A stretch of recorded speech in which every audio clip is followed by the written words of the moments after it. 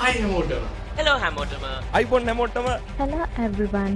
October 1 වෙනිදා පටන් ගන්න Calyx Influencer Showdown තරගාවලියේ මගේ ටීම් එකට මගේ ටීම් එකට මගේ ටීම්ස් වලට සපෝට් කරන්න. අපේ ටීම් එක සපෝට් කරන්න අමතක කරන්න එපා.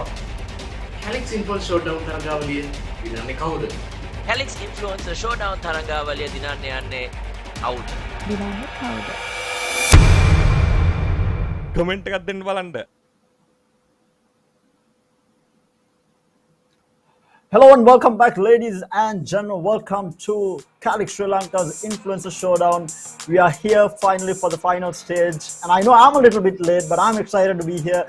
We did see the completion of the first map between Union Gaming and Wifmasters, and as always, joining me on the cast and who has been casting all this time, Roscoe. Roscoe, are you here, Roscoe? And good to have you back. You did miss out on quite some Valorant action. Union Gaming being taken down on that map by Wifmasters. Wifmasters playing that to perfection. Did you get to see any of it? Yeah, I was actually. So I did have some technical difficulties, but I was watching it on my phone. I mean, I was so sad that I was missing out on Icebox. But the biggest upset here is, right, so something that a lot of Sri Lankans do not know about these two teams is that Wifmasters is fairly new, right? They're new to the scene of Valorant. But they are in no ways new to FPS gaming. These 5 players on the side of Wifmasters are veterans when it comes to FPS. They have played Call of Duty. I think Ghost is probably the most versatile FPS player that I have seen. He plays.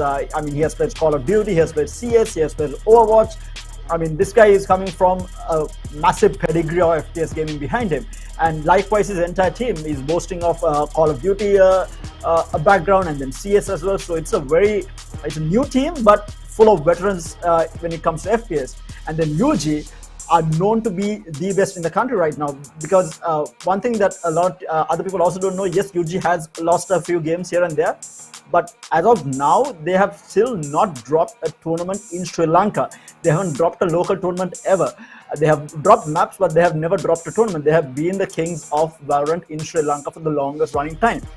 We did see them lose to Cloy in BCC qualifiers, open qualifiers, where they went up against where there was a tournament between Maldives and Sri Lanka, and that was the BCC qualifiers, open qualifiers, and that was the only time that UG had lost a series. But now coming into this tournament, I feel like UG is in all sorts of trouble, and I feel like the underdog, the dark horses of this tournament, is going to be Wifmasters, the way that they have been performing.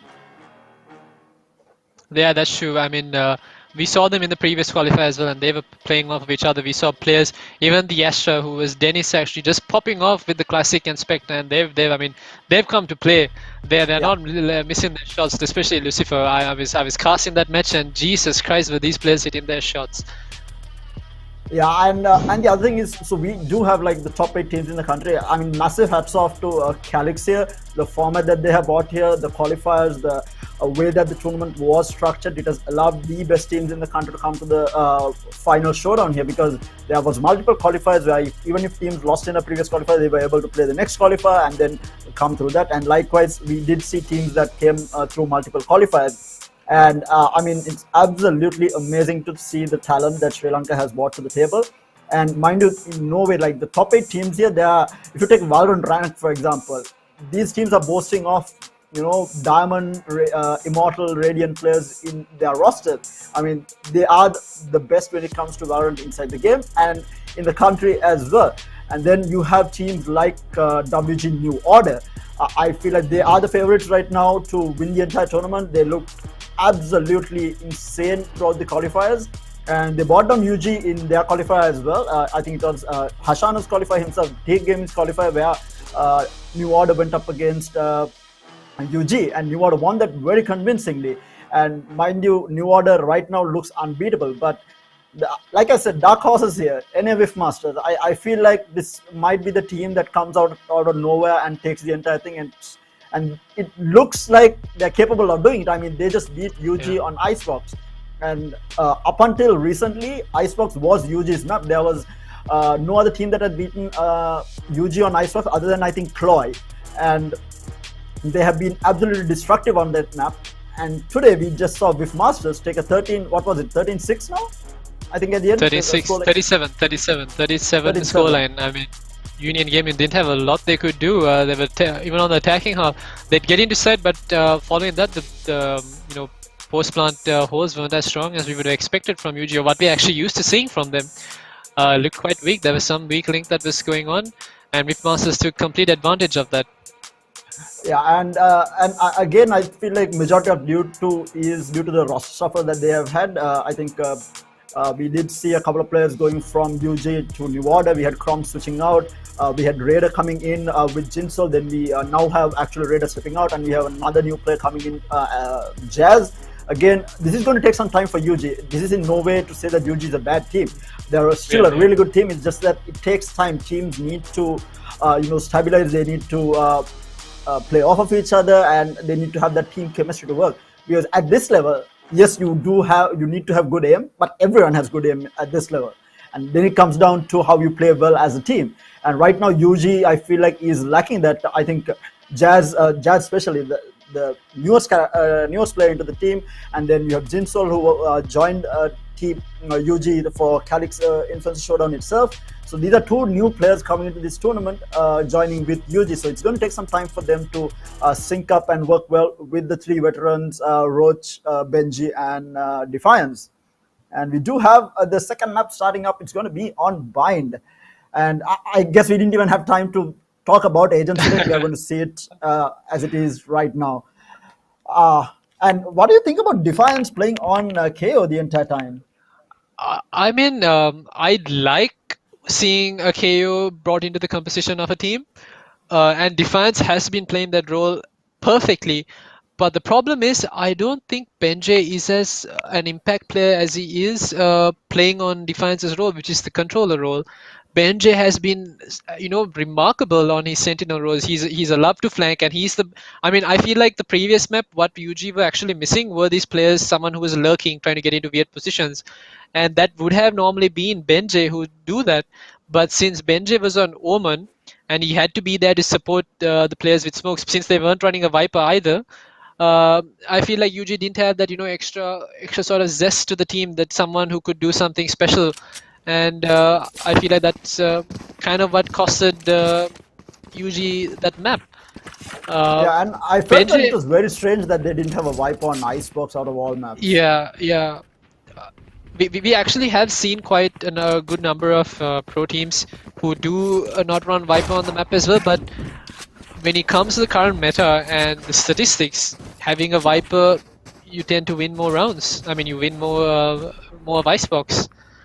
And like I said, major factor to that was maybe having Benjay on the controllers and not having someone to hold down sides. But credits to Defiance as well. He played that initiator role on KO really well. He was stopping the pushes from Whipmasters for good amount of rounds.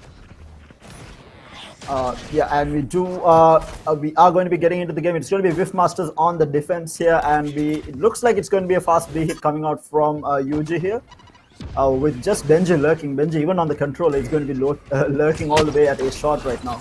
Meanwhile, Jinsol already picking up Ghost here, settling into sight, and the plant will go down. Spike planted. Poseidon going to be dashing away. We do have the Sage tagged up heavily. Roach down to 18 HP. He's going to be looking for players. Roach is good. Wait, what? Oh wait, Roach is on Jet. Yeah, Roach is on Jet, and he finds 2 while he was on 12 HP. Jesus, this man, he's been fragging out since previous map. And a close quarter combat for Jinsol. Jinsol brings the nade back out, and oh no, Lucifer gonna have to run away, gets tagged up by Jinsol. Jinsol coming online finally for Union Gaming. He's fragging out.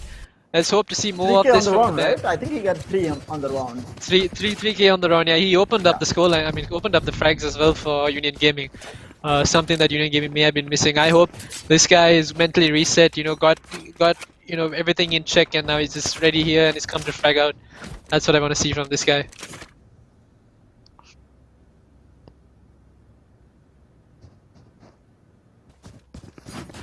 And meanwhile, we are going into the buy round coming out from UG, and they might be running their old lineup where they run 2 on.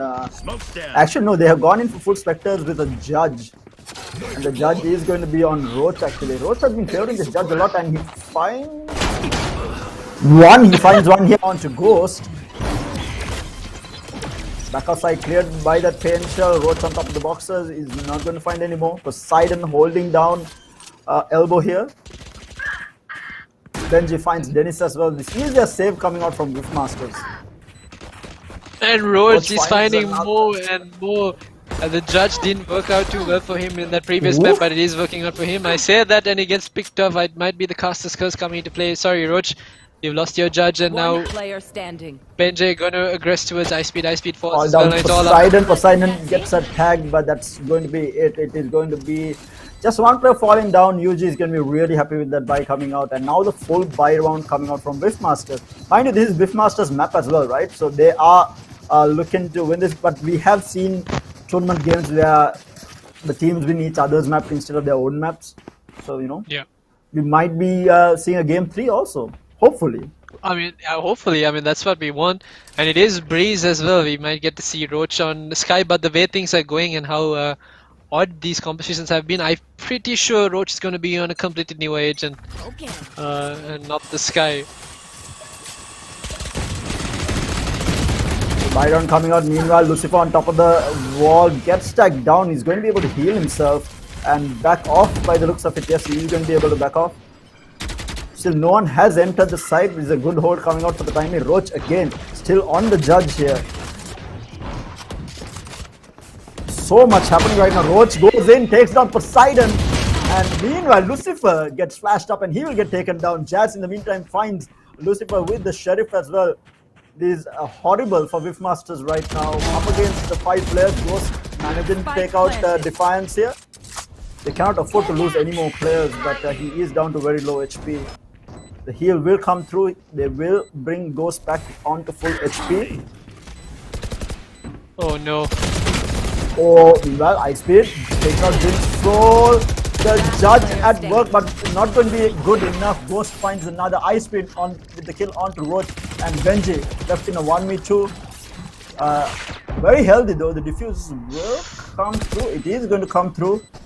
Can Benji do anything about this? He is going to peek, and Dennis will take him out. Start that shit here, mate. I mean, expensive round for Union- Riftmasters. They lost 3. But Union Gaming did have that round, but it was this smart plays from Riftmasters that got players out of position. They got Jinsol out of position, picked him off, and then that flash almost actually costed Riftmasters that round because Dennis swung on it and he got flashed himself. But Roach couldn't see anything either, and he couldn't land anything with the judge. And then there was the second swim coming out from Ghost, and he picks them off as well. I mean, a really good retake. This is what Riftmasters have been doing all game long, all match long. Their retakes have been really good. And mind you, it doesn't seem like UG is interested in defaulting or going towards A side. It's going to be another fast B hit coming out, and Defiance Poseidon all the way at B long here. And that's going to be very difficult because that leaves just Lucifer to defend this B side alone. He's going to get support from Dennis. This come into CT, but Union Gaming aren't out just yet, so this should buy some time for the rest of the rotations to come in. Ooh, Lucifer with the straight lance on to Roach will take him out, but will get traded though. Jazz is good for the trade, and it's still a 4v3 in favor of Union Gaming here. Make that a 4v2 as Benji takes Ghost down. Dennis. Oh good my for god, Go. Dennis! Oh, he's good for Dennis, Go. you maniac! Last player Clean headshot. Meanwhile, Ice Speed will get taken down by Benji. It's going to be a 1v1. Benji backing off. He does have the orbital strike up to play this post plant. He's going to tap it, and the orbital strike will come through. He's going to get tagged down to 30 HP, and he is not going to have time. And yes, Benji is going to pick through and will take out Dennis, and that's 3 rounds on the board for Union Gaming here. That was their buy round. This is going to force, I think, Riftmasters into a save, maybe? Yes, I think Yeah. they don't have the eco. That is a save, and it was a clean and clinical round. Final frag from Benji, but Look at this. Jesus Christ, skills. Dennis! enemy remaining. Oh my lord, how did he do that? Some I call insane hacks. shots. Men's on hacks. Hands on hacks for sure. He goes into a judge this time around, and it's going to be another beat yet again. Lucio peeks through, gets tagged down, will get taken down by Jazz.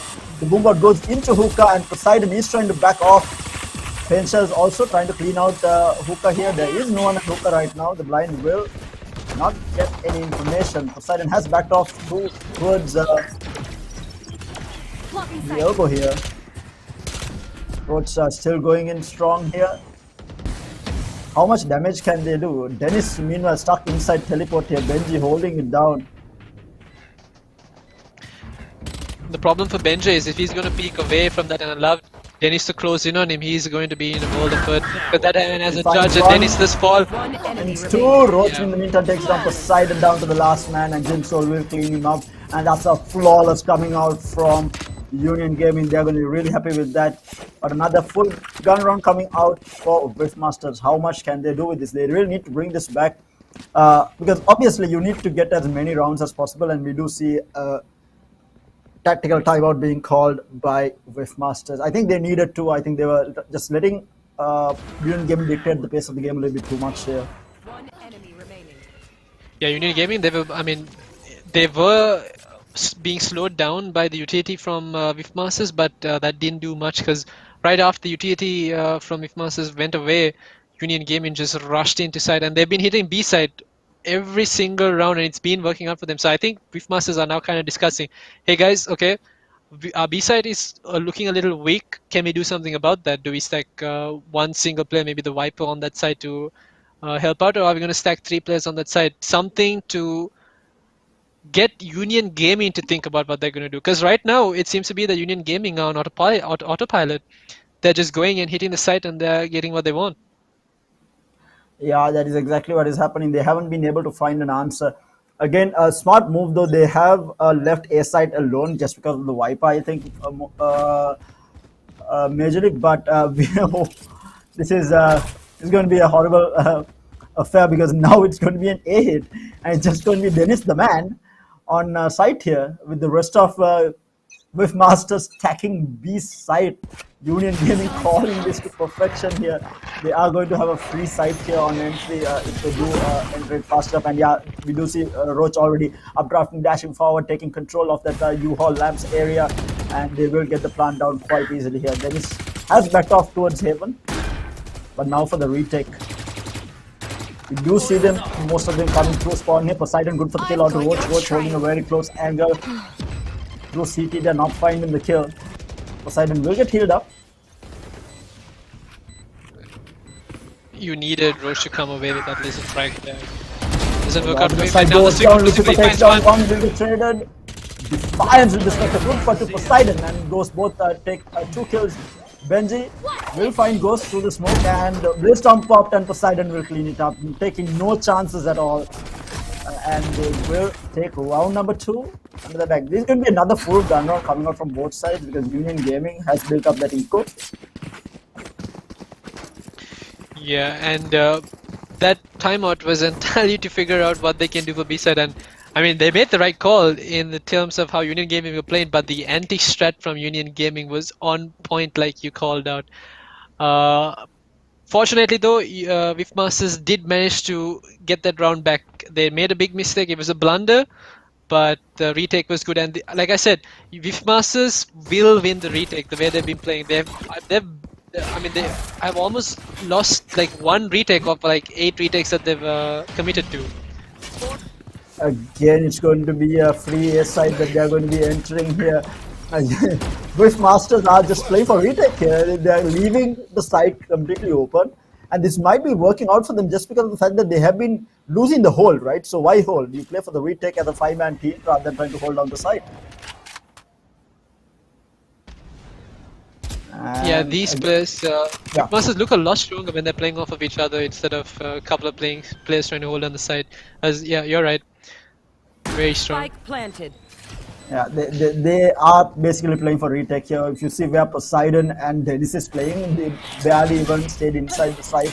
They were at CT all this time, and now going to be entering the site with the entire team. Ice Speed with the Trailblazer will find one.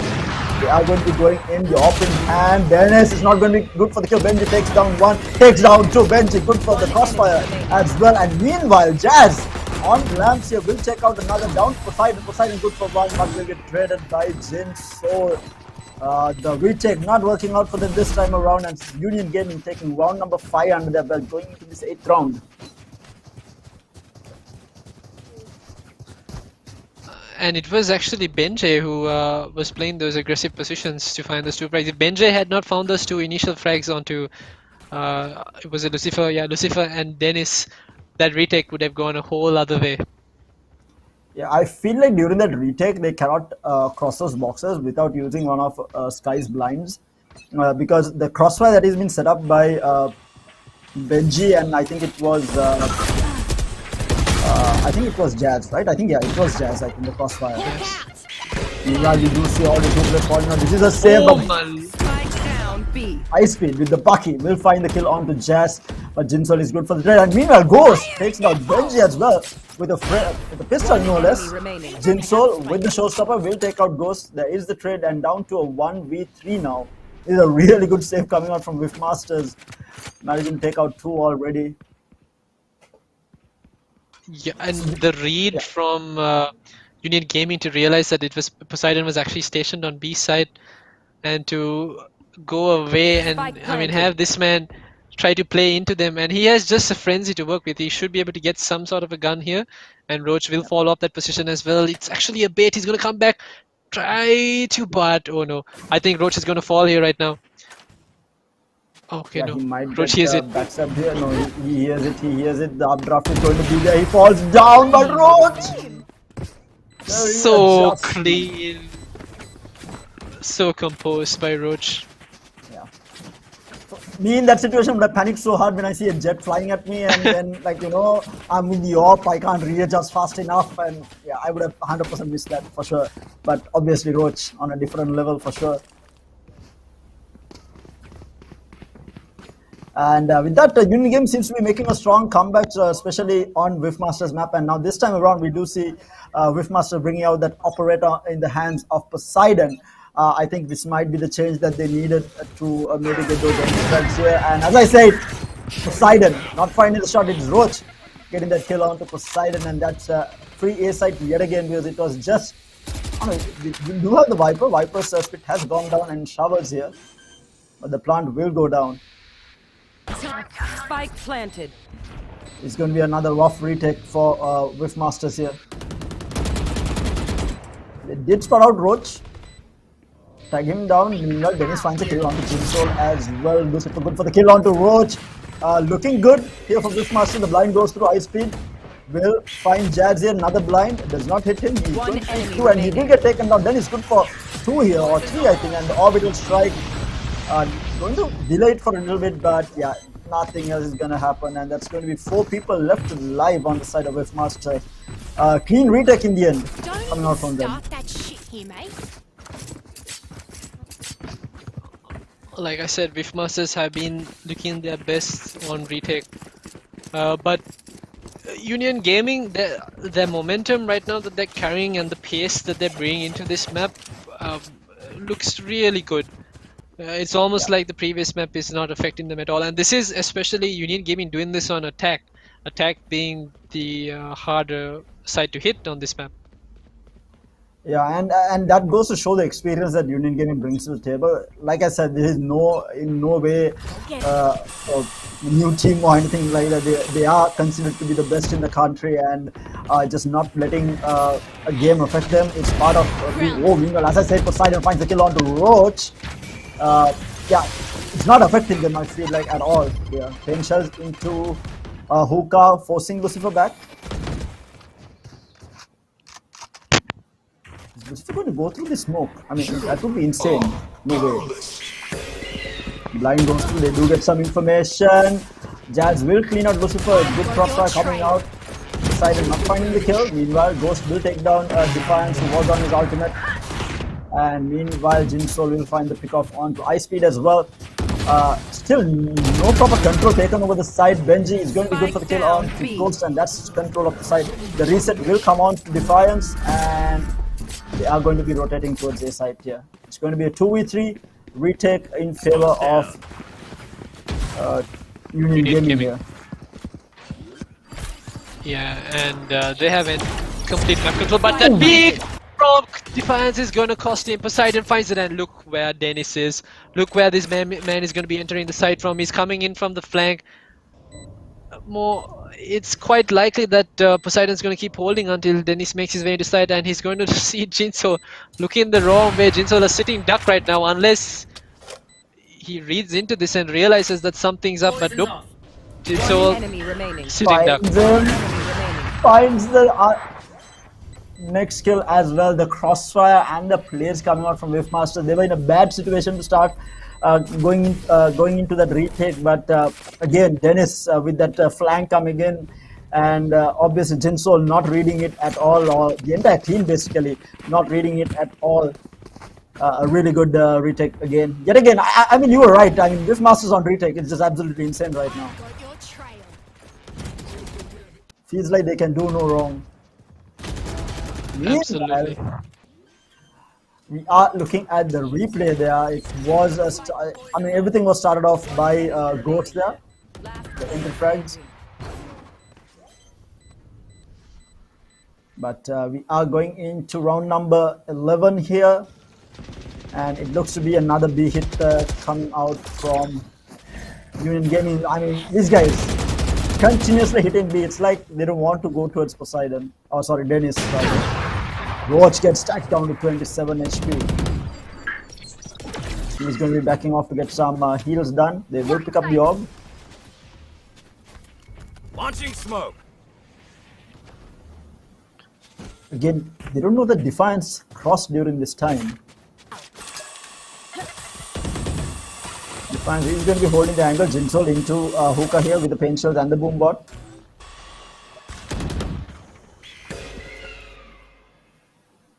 Question is, are they going to pick this? They are still a very slow take here. Jinso will find the kill onto Lucifer here. Holding the same angle. Ghost will also get taken down. Poseidon good for the trade. But the two players already down. Look at the angles that Poseidon is holding. This guy has no fear. And he pops the blade storm, gets the head tap onto Roach. A possible retake, but Benji is going to be there for the trade. It's a 2v3. Defiance has pushed all the way towards C here, but the dunks get spotted, but Defiance is going to be good for the kill. That's not a duel that Ice Speed should have lost, because he did have that information first. But now down to Dennis alone here. He probably might go for a save here. No, he's going to go back for this fight. He's repositioning to go towards below, and UG do understand that's exactly what's happening, because that knife is going to give the information away.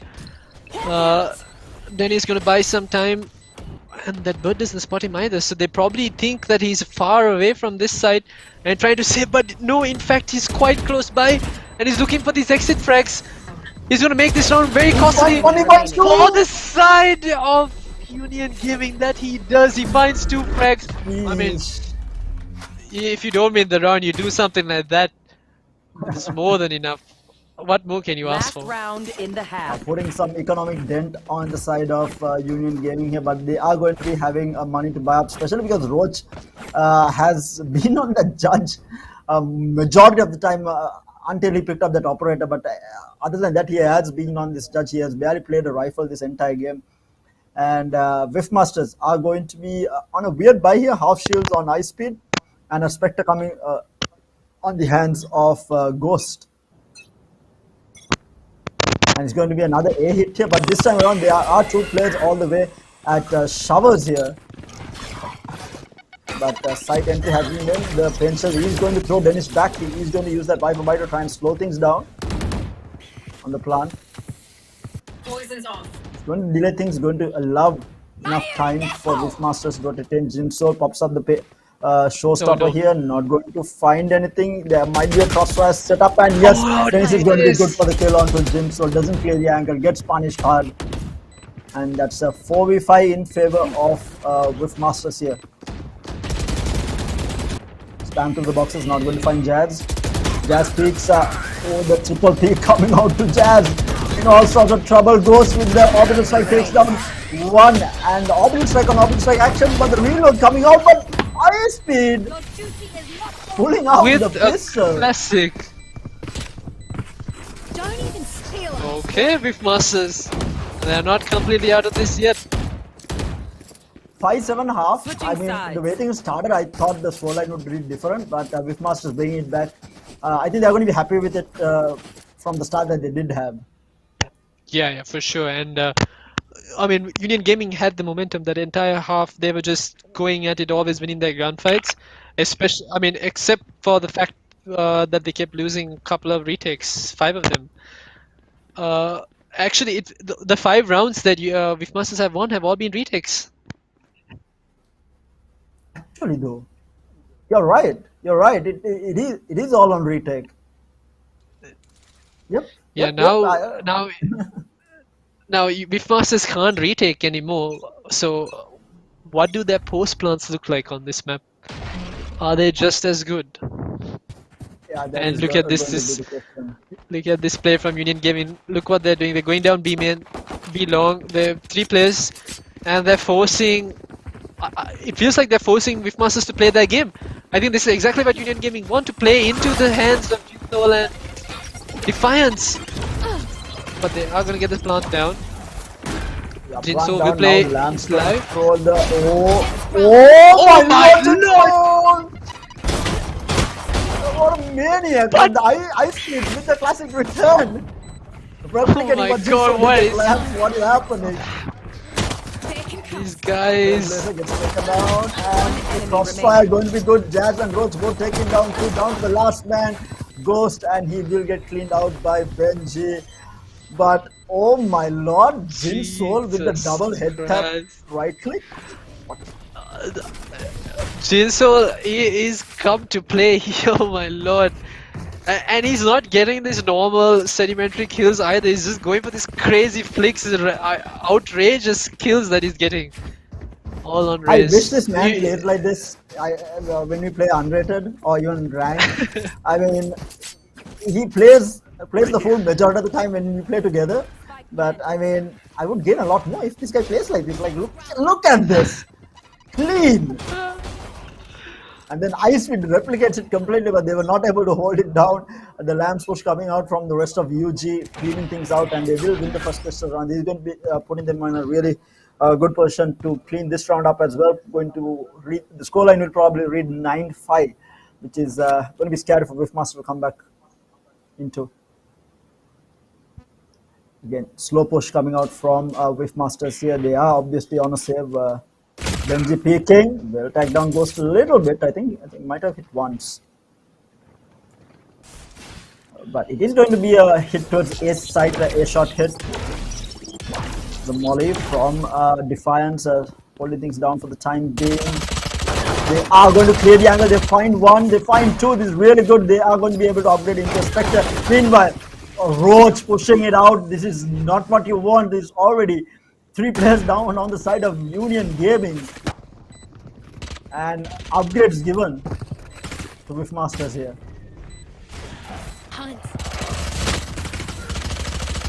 One enemy Oh, a remaining. kill on to Benji as well. Horrible situation for Union Gaming if they lose this buy round, and it looks like they might actually.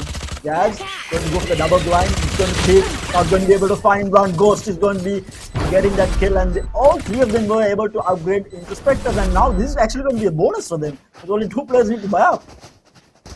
Oh, that was a really good run from Wifmasters. They didn't let things get too out of hand, especially after they lost that first pistol round. I'm eating my words right now. I said the scoreline will read 9-5. So much for that. And I mean, Union Gaming have some thinking to do right now. On defense, you show your weakness, and a team like Wifmasters will make full use of it.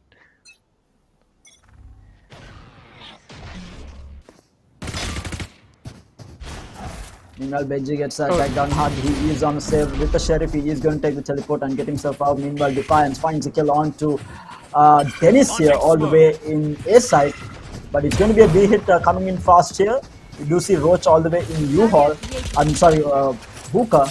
No one has cleared it. If he picks at the right time, might be able to find a kill.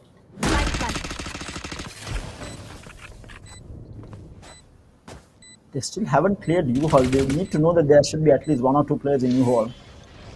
Yeah, there's 2, but I mean, it's Classics couple of shaves. There's a lot that Jinsol and Benji have to do on this side of the spawn. Going to peek, but Lucifer good for the 2 kills. He's going to get traded by Jazz and Defiance here. Roach will take down Poseidon. Clean round coming out by the looks of it. Sheriff's working out. Ghost in a 1v2. God, Takes Ghost! out 1.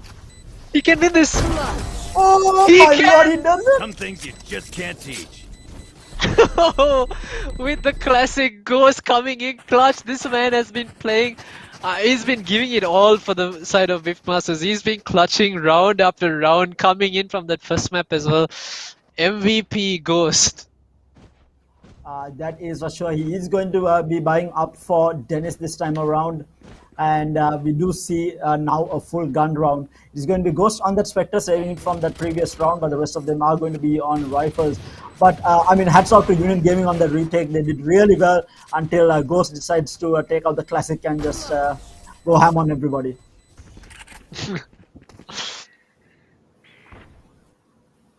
Again, we do see kind of a default. No, they are going to be hitting towards the A side here, but the lurk from Ghost is going to work out. No, it's not. Roach is going to be good for the kill.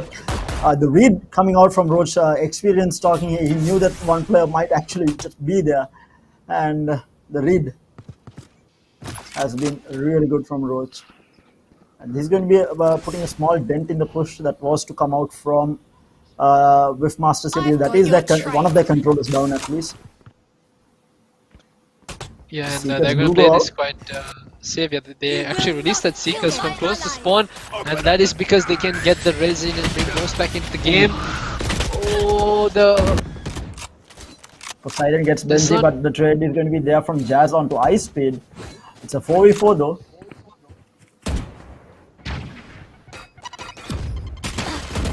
Ooh, the dink onto Poseidon there, getting tagged down from Roach. He's going to get healed up again. Blind will go through, and a lovely timing from Jazz takes down Lucifer. And Roach is going to be good for the kill on Ghost as well. Defiance will take out Poseidon. And down to the last man surviving. Dennis the man up against 4.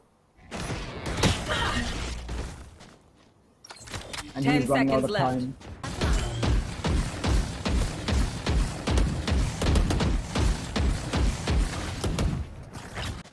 He is going to be looking to save this weapon here. Eco obviously not looking too great for Whiffmasters here. They are going to be able to buy up on a few. It's going to be actually a full shield Bulldog in the hands of Ghost, a half shield Vandal in the hands of Poseidon, and a half shield Phantom in the hands of Icewind. So they are going to buy up, but a bit of a shaky buy with a couple of half shields coming out from 2 players and a Bulldog to boot as well on Ghost. Yeah, and that round, I mean, it was going back and forth in favor of both teams. But in the end, I think it was just the team play coming from the side of UG on that B side that gave them that round. And now once again, the aggressive push down B long, which seemed to always go in favor of Union Gaming, has backfired completely. They've lost 2 players, and it's just Jazz who's still stuck here in Octagon. And he has 2 players ready to push him down. Whiffmasters is making a decent comeback, 7-9 already, and meanwhile Defiance takes down Ghost and Jazz! Oh my god, Jazz! He had to make a play, and what a play he made. He went through that Viper Bite. I mean, who is going to expect him to push the Viper Bite? Because he was not standing on it in any way. Like, the Viper Bite was there, he knew that the Viper Bite was there and decided to push through it, and I think that's what caught Whiffmasters by surprise. And that puts them into double digits and Whiffmasters onto a save. It is, and that is looking really good for Union Gaming. We might actually see a game 3 here if things continue this way. And what a way that these things have been going. Blade Storm popped on Poseidon. And it's going to be immediately cancelled out by the ult coming out from Defiance.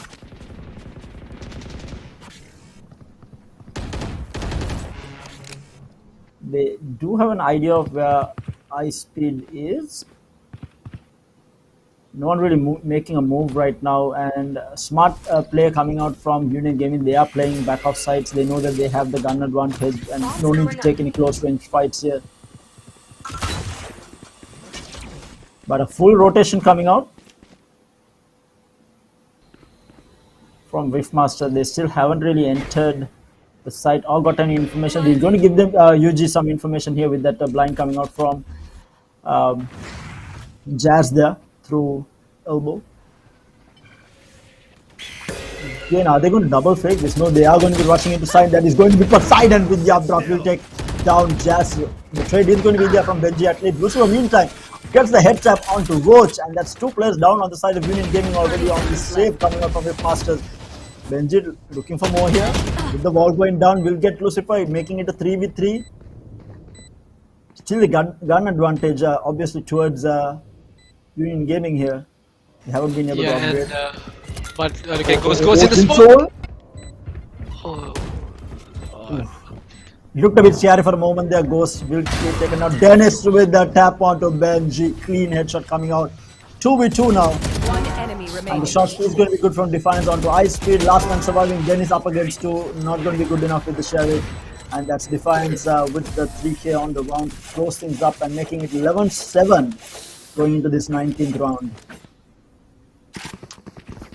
Unfortunately for Riftmasters, that round they found the early frags, and it was Lucifer and Poseidon who found them as well. So yeah, unfortunately for them, they couldn't upgrade into those weapons because those weapons were in the back lines of that B site. So you couldn't really go and get those upgrades. It was just Dennis towards the end of that latter part of that round who managed to go in and get a gun, but it was pretty much over by the time he got that upgrade.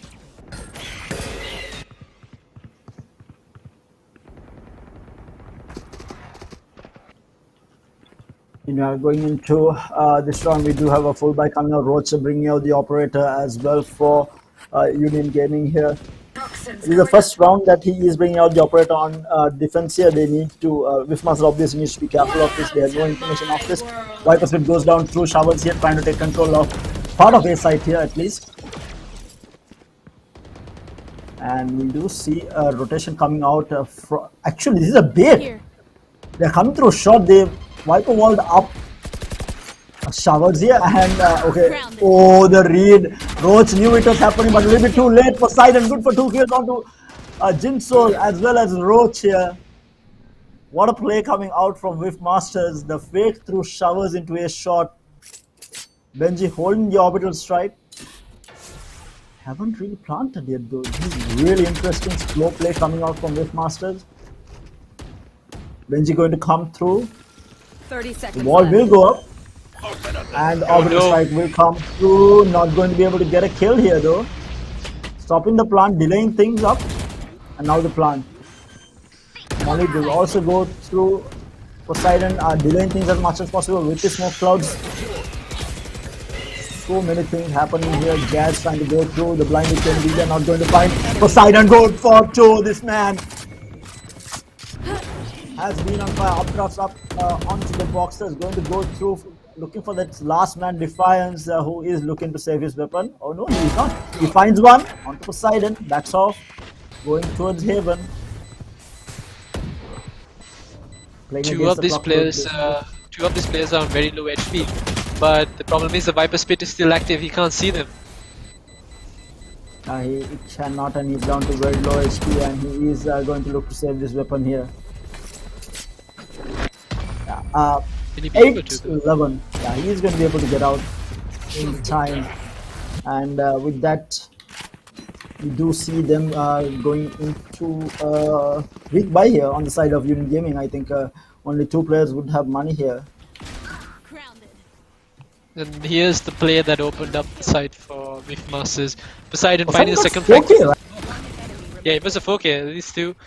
He's been landing his headshots. Poseidon was on a 4K, right? Not that wrong, I'm pretty sure. Yeah, that was a 4K for Poseidon, yes. Yeah. Almost an ace, but not finding Defiance in the end.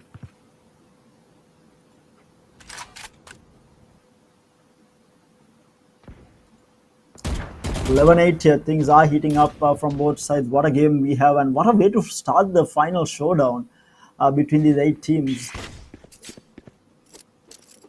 keeping things interesting, and this is exactly what we were expecting coming into this final showdown from this team. I mean, you can't really say that one team is weaker than the other. It's just experience right now and how well you play on the day. Indeed. Toxins go poison ore And emitted. Whiffmasters are playing extremely well. I mean, it does look like the map is getting away from them, but they're slowly but surely bringing it back. Once again, the default play coming into A side. They're going to get that spike down by Jinsoul, and Defiance fine too. And the Jinsoul shot finds of a another. Jinsoul. Will get taken down by Lucifer, and the West will come on to Whiffma. Ice Speed here, but Defiance. The taps coming through down to the last man, Lucifer. He finds one, gets stacked up by the Trailblazer, and will get taken down by Defiance. Getting them on to match point here. We might see game number 3, ladies and gentlemen. And this is just game number 1. I mean, match number 1 rather of this final showdown between these 8 teams. And it's already going into the third map.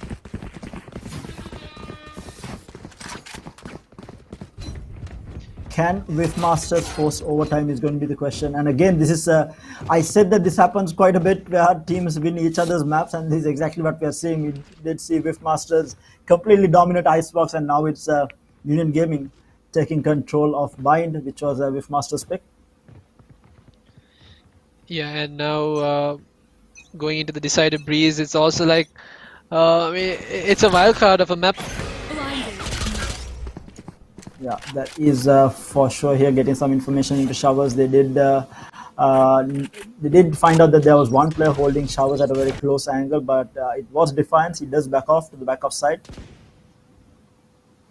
but a slow push coming out from Whiffmasters here, not really making too much noise. We do see Ghost holding out for a flank, which might come through. I'm going to be pushing through A long here. Sorry, B long. Jazz Jazz has the read. angle. Can't use that. He's expecting someone to be here. That flash is going to give away the information as well. So I've got Union your Gaming, there we go. They've got the information. They bring back Benji onto the side. So now there's 3 players to hold down this B side. The Trailblazer is out, going to get some information here. Smokes are going to go down. Still, no one has fallen. Blind will come through, and he's going to pick. Ice Speed will be good for the kill on the Jazz, and to take out Benji as well.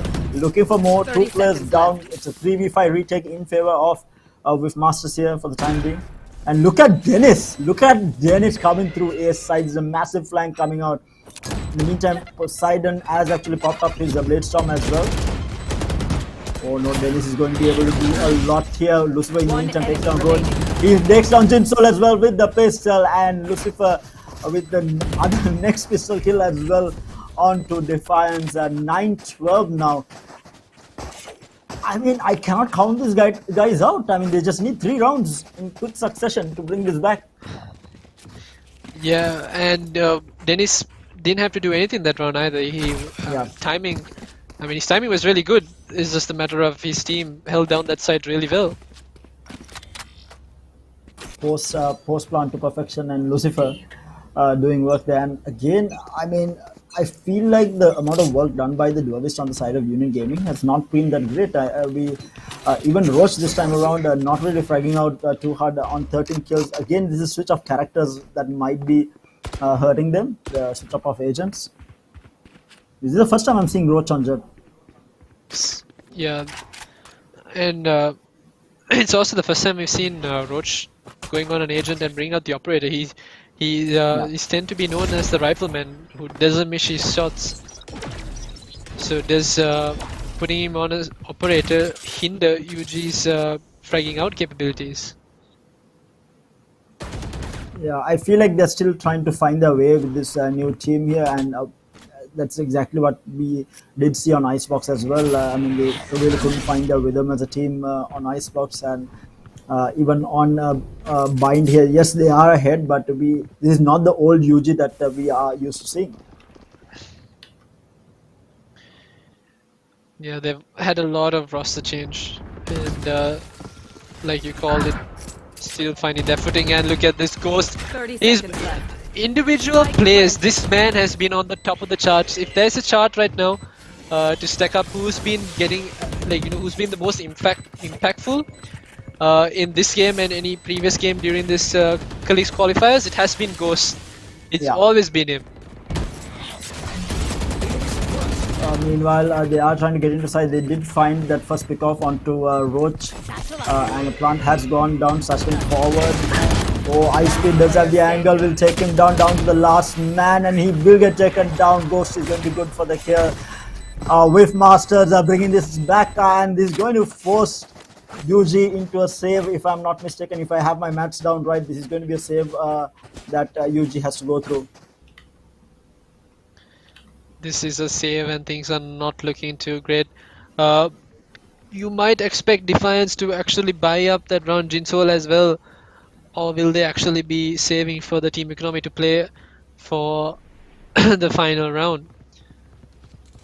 It looks like they are. It's going to be 5 sheriffs in play for Union Gaming. How much can they do with this? Already Defiance has moved up to a very aggressive angle here at Kabi. Is he going to find the first pick off though? He's going to be peeking, and Dennis will take him down. Toxins going up. That's already one player down on the side of Union Gaming. They are going to be hitting towards a site here again. Not too aggressive, but as I say that, Poseidon and Ghost takes down Jinsol and Benji. A site completely open. Poseidon good for the kill onto Roach as well, down to the last man. And it's going to be Jazz coming through CT here. Going to get smoked off. The noise is Ahmed. Jazz! Yes! With a double tap onto 2 players and now upgrade into a rifle.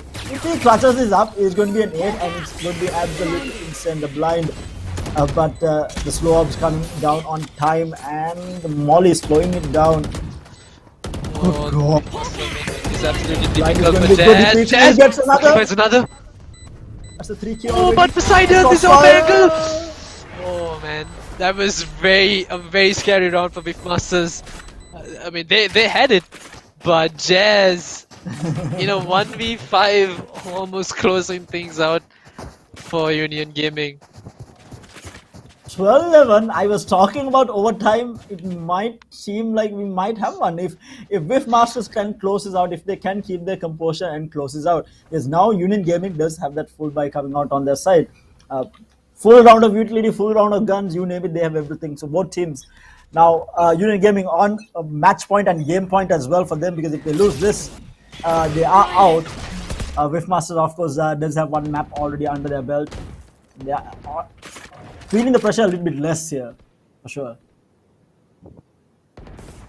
Yeah, and who can we expect to make a play? Both teams don't want to give anything away. No one stepping out of their comfort zone. Even Ghost, the man you'd see in a completely random position, still lurking around hookah. And Beefmasters make a lot of noise towards A, and now there's a full rotation coming in through spawn to aggress into B side. Mind you, the information has not been gathered by Union Gaming yet, so there's only Jazz and Benjay to hold down this side. But Defiance Jazz is is able to get this information though. Defiance has taken control of the entirety of A side here, and we do see the rotations coming out. It's going to be Roach heading towards the B side here, with Defiance on a massive flank. But will they make it on in time? And okay, they actually might, because Whiffmasters haven't got into side just yet. Poseidon now slowly walking to side. Will get taken down And he by gets Roach. taken up by Roach. Orbital strike trying to delay things. Orbital strike on orbital strike. They're going down here. Both teams using the orbital strike. Lucifer will get taken down by Benji's orbital strike, and it's going to be 3 players left on the side of Whiffmasters. Whiffmasters in trouble. Game match point for Union Gaming. Oh my god, Defiance with the backstab also goes, but meanwhile Dennis finds a kill onto Roach here. Defiance gets another, and Jazz is going to clean that kill up, and that's going to be game number 2 taken by Union Gaming. Ladies and gentlemen, we are going to game number 3 between these two teams, and mind you, this is just the first match of the final showdown. We are already seeing game number 3 coming out from these two teams, but what a comeback. The composure from Union Gaming, showing the years of experience coming out to play here, because losing that map that hard, especially Icebox, against a team that I feel like has not played Icebox. And obviously they have in practices and scrims and all that, but on a tournament stage we haven't seen Wiffmasters play on Icebox. And Union Gaming are known to be one of the kings on Icebox. I think alongside Cloy and Nevada, I mean these guys run Icebox and eat Icebox for breakfast. And Wiffmasters were able to take that, and coming back from that to win the map that Wiffmasters had in their bag. So much of composure shown by Union Gaming and Defiance, obviously IGL for the team doing work there in that final round to close things out and force game number 3 there. Yeah, and I mean, yeah, the fact that he was the man to make that final play coming in through hookah to find those final 2 frags. What more could you ask for? Union Gaming still standing strong. They found their footing and they're going to be taking us to that 3rd map, which is going to be breeze. It's going to be absolutely exciting, and I'm excited to see what Benji is going to play on that map, because now with this switch up of who's playing controller, who knows who's going to play what? And will it be actually Benji on Viper? Definitely going to be interesting, and the switch up of agents has taken me by surprise. I never thought that we'll see Roach on an operator ever, and on top of that on Jet as well, because he has been this Reina main for the longest running time, and then he switched up to Sky, and now he's on a Jet. This just goes to show the capability this man has, regardless of the agent that he plays. And even Defiance, he used to be that this Omen main that everyone knew as one of the best Omens in the country, and now he is on KO, which is becoming a lot more popular. I feel like after the new patch, I did see KO being run in a couple of scrims that I saw recently.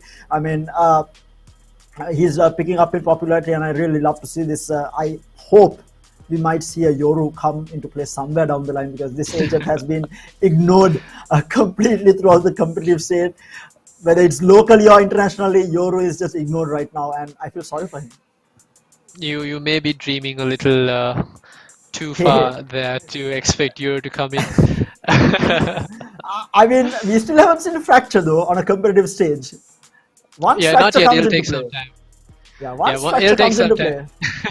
play. Once Fracture comes in, you know, my man Yoru might see some, might see an entrance onto the stage here, but we'll have to wait and see. But again, a very good performance coming out from Union Gaming. Of course, it was not a clean performance. Wiffmasters were really good on the retakes. I think the biggest factor there was they lost a little bit too much rounds on defense. It was, I think, 5-7 going into that next half, and being a defense favored map, or being easier to play defense on Bind, I think it put them on a bit of a back foot there, and I think that was all at the back of how well Union Gaming played that first 4 rounds, just completely running into B side from the start of the game. And I think Wiffmasters took some time to come out with a counter strat, and as soon as they started playing for that retake, they started winning rounds. And like you said, I mean, the 5 rounds that they won were all on the back of full retakes rather than trying to hold down a side. And having said that, we do have a very special guest joining us. Let's all say hi to the man himself, and the 2 teams who did actually come from his qualifier itself, Union Gaming and Union Gaming came from his qualifier, and Wiffmasters came from 3 Idiots Gaming qualifier, I think. But let's have a chat with Tehik Gaming. Hashano joining us for the game. Hello, Hashano. Hello, everyone. අයිබෝන් කොහොමද තත්ත්වය? අද මම දන්නවා මේ සෑහෙන වැස්සා, මම හිතනවා ඒකෙන් තමයි පරක් වුණේ කියලා එන්නත්. කොහොමද හිතන්නේ දැන් වාගේ ඉන්ෆ්ලුවෙන්සර් ෂෝඩවුන් එක තමයි, I mean වාගේ ක්වොලිෆයර් එක තමයි ඉස්සෙල්ලාම තිබුණේ. ඒකෙන් ක්වොලිෆයි වුණා. ඇත්තටම ලංකාවෙන් දැනට අපි ගත්තොත් බැලුවොත් ඉන්න ස්ට්‍රොංගස්ට් ටීම් එකක් තමයි ක්වොලිෆයි වුණේ. Union Gaming ක්වොලිෆයි වුණා. ඊට අමතරව WG New Order ක්වොලිෆයි වුණා. දැන් අද ඒ දිනපු එක ටීම් එකක් තමයි දැන් අද ෆේස් ඔෆ් කරන්නේ. එන්නේ Wiffmasters එන්නේ 3 Idiots Gaming qualifier එකේ. අනිත් එක දැන් ඒකට උඩින් දෙගොල්ලොම මැච් එක ගානේ දිනලා තියෙනවා. මොකද හිතන්නේ තර්ඩ් මැප් වා හිතනවාද වාගේ ටීම් එකට දිනා ගන්න පුළුවන් වෙයි කියලා 3 Idiots Gaming qualifying ආපු ටීම් එකට උඩින්? අනිවාර්යෙන් අපේ ටීම් එක තමයි දිනන්නේත්. මොකද මම මුලින්ම කිව්වා අපේ ටීම් එක ඔතන ඉන්න අනිත් ටීම් එක බලද්දි මට විශ්වාසයක් තියෙනවා අපේ ටීම් එක අනිවාර්යෙන් මේක තින්නවා කියලා. ඉවරනාට පස්සේ කියන්න පුළුවන් අපි තමයි හොඳටම කරේ කියලා නේ. අපි තමයි හොඳටම කරේ.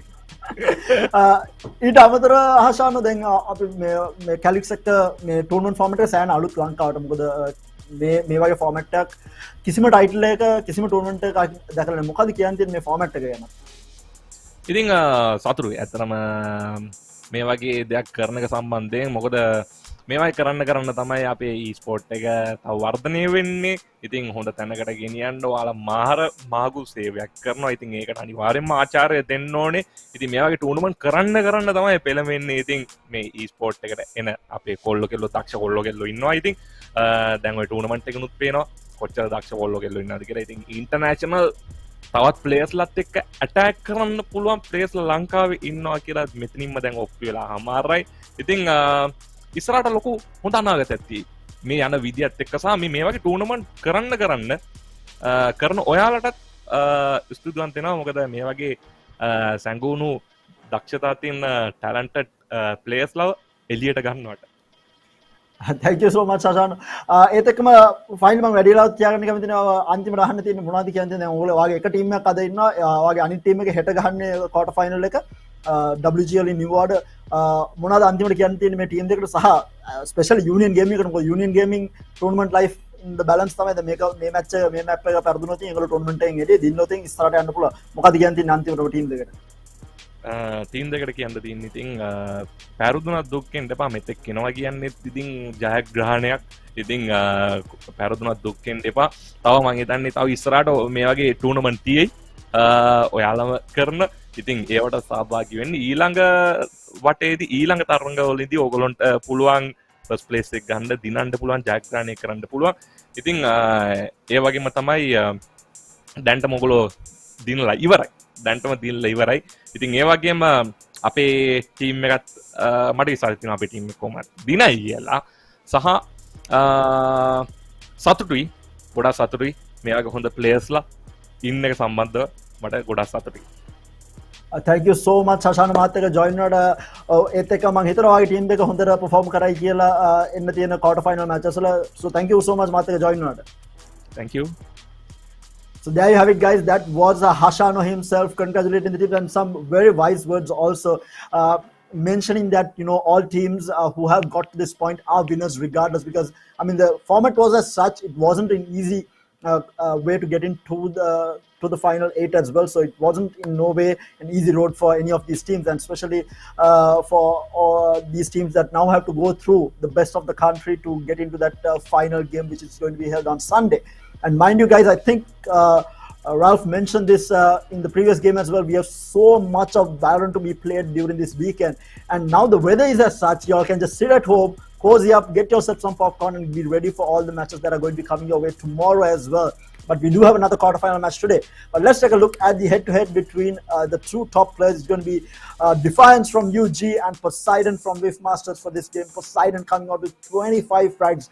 This man has been absolutely insane on the jet. Just not on Icebox, on Bind as well. And we are expecting great things from Poseidon going through. And then we have Defiance, who is probably one of the most consistent players that we have seen in the country, regardless of whether the team is doing well or well or bad. He has been performing. We did see him perform on Icebox, and now we are seeing him perform on Bind as well.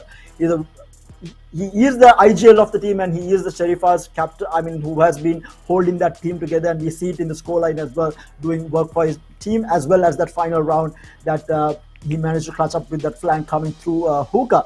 And with that, we will be going to game number 3 shortly, but do enjoy these highlights until we get back.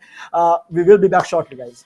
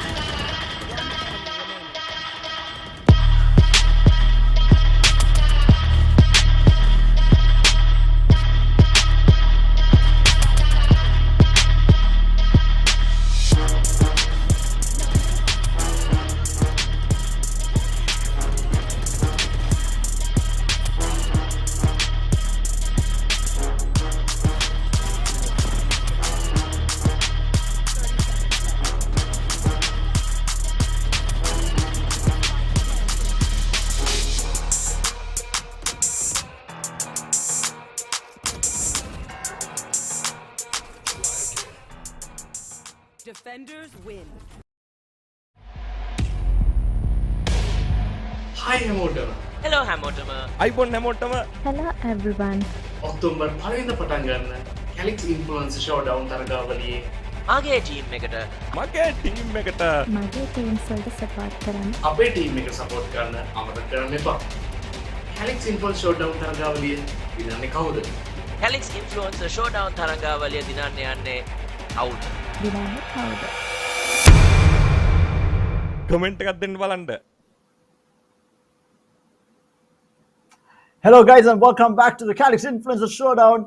And the final showdown at it, we did see the game number 1 taking place between Masters and Union Gaming here. We are going into game number 3 as well. Intense battle coming out from these two teams. Obviously, both teams with a lot to prove when it comes to the tournament. And so, like always, I do have Roscoe joining me. Roscoe, are you here? And I'm excited for this final map. I was excited before we got into the commercial break, but Breeze, man, I mean, Icebox is good. I can't wait to see what's going to happen on Breeze. Yeah, I mean, these two maps have been the maps that has been giving us absolutely everything in terms of entertainment, and to see it being played between these two teams and going into a third game also, I mean, this is absolutely insane. And like I said before, I feel like NF Masters are the dark horses of this tournament because coming in, I mean, obviously we do have the likes of Team Neeks as well. We do have Masters.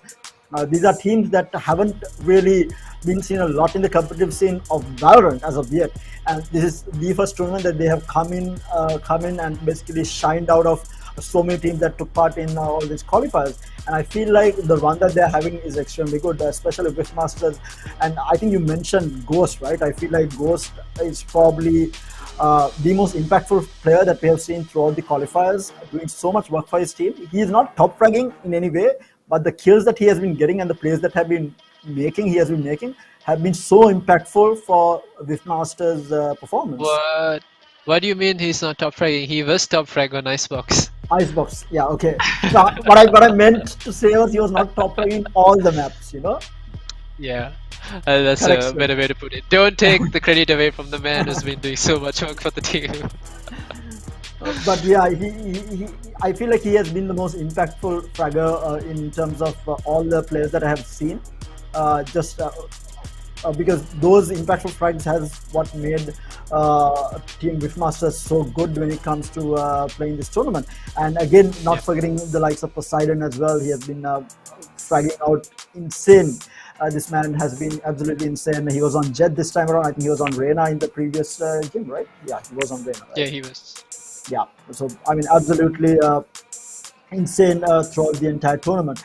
Again, this is not forgetting Union Gaming. I mean, these guys are obviously the three pillars of Union Gaming. Needs no introduction. You have Benji, you have Defiance, you have Roach, who has been in the competitive scene in all forms of FPS games, whether it's CSGO or Valorant. They have been the top dogs when it comes to these FPS games, and they are no easy pushover. And right now they have gone through multiple roster shuffles, but they're still performing. That is a key factor. I mean, these guys went through a roster shuffle coming into the tournament, and they have gone into a roster shuffle coming into the final showdown as well, and they're still performing. And that just goes to show the amount of experience and the stability of these three pillars that are holding the team together.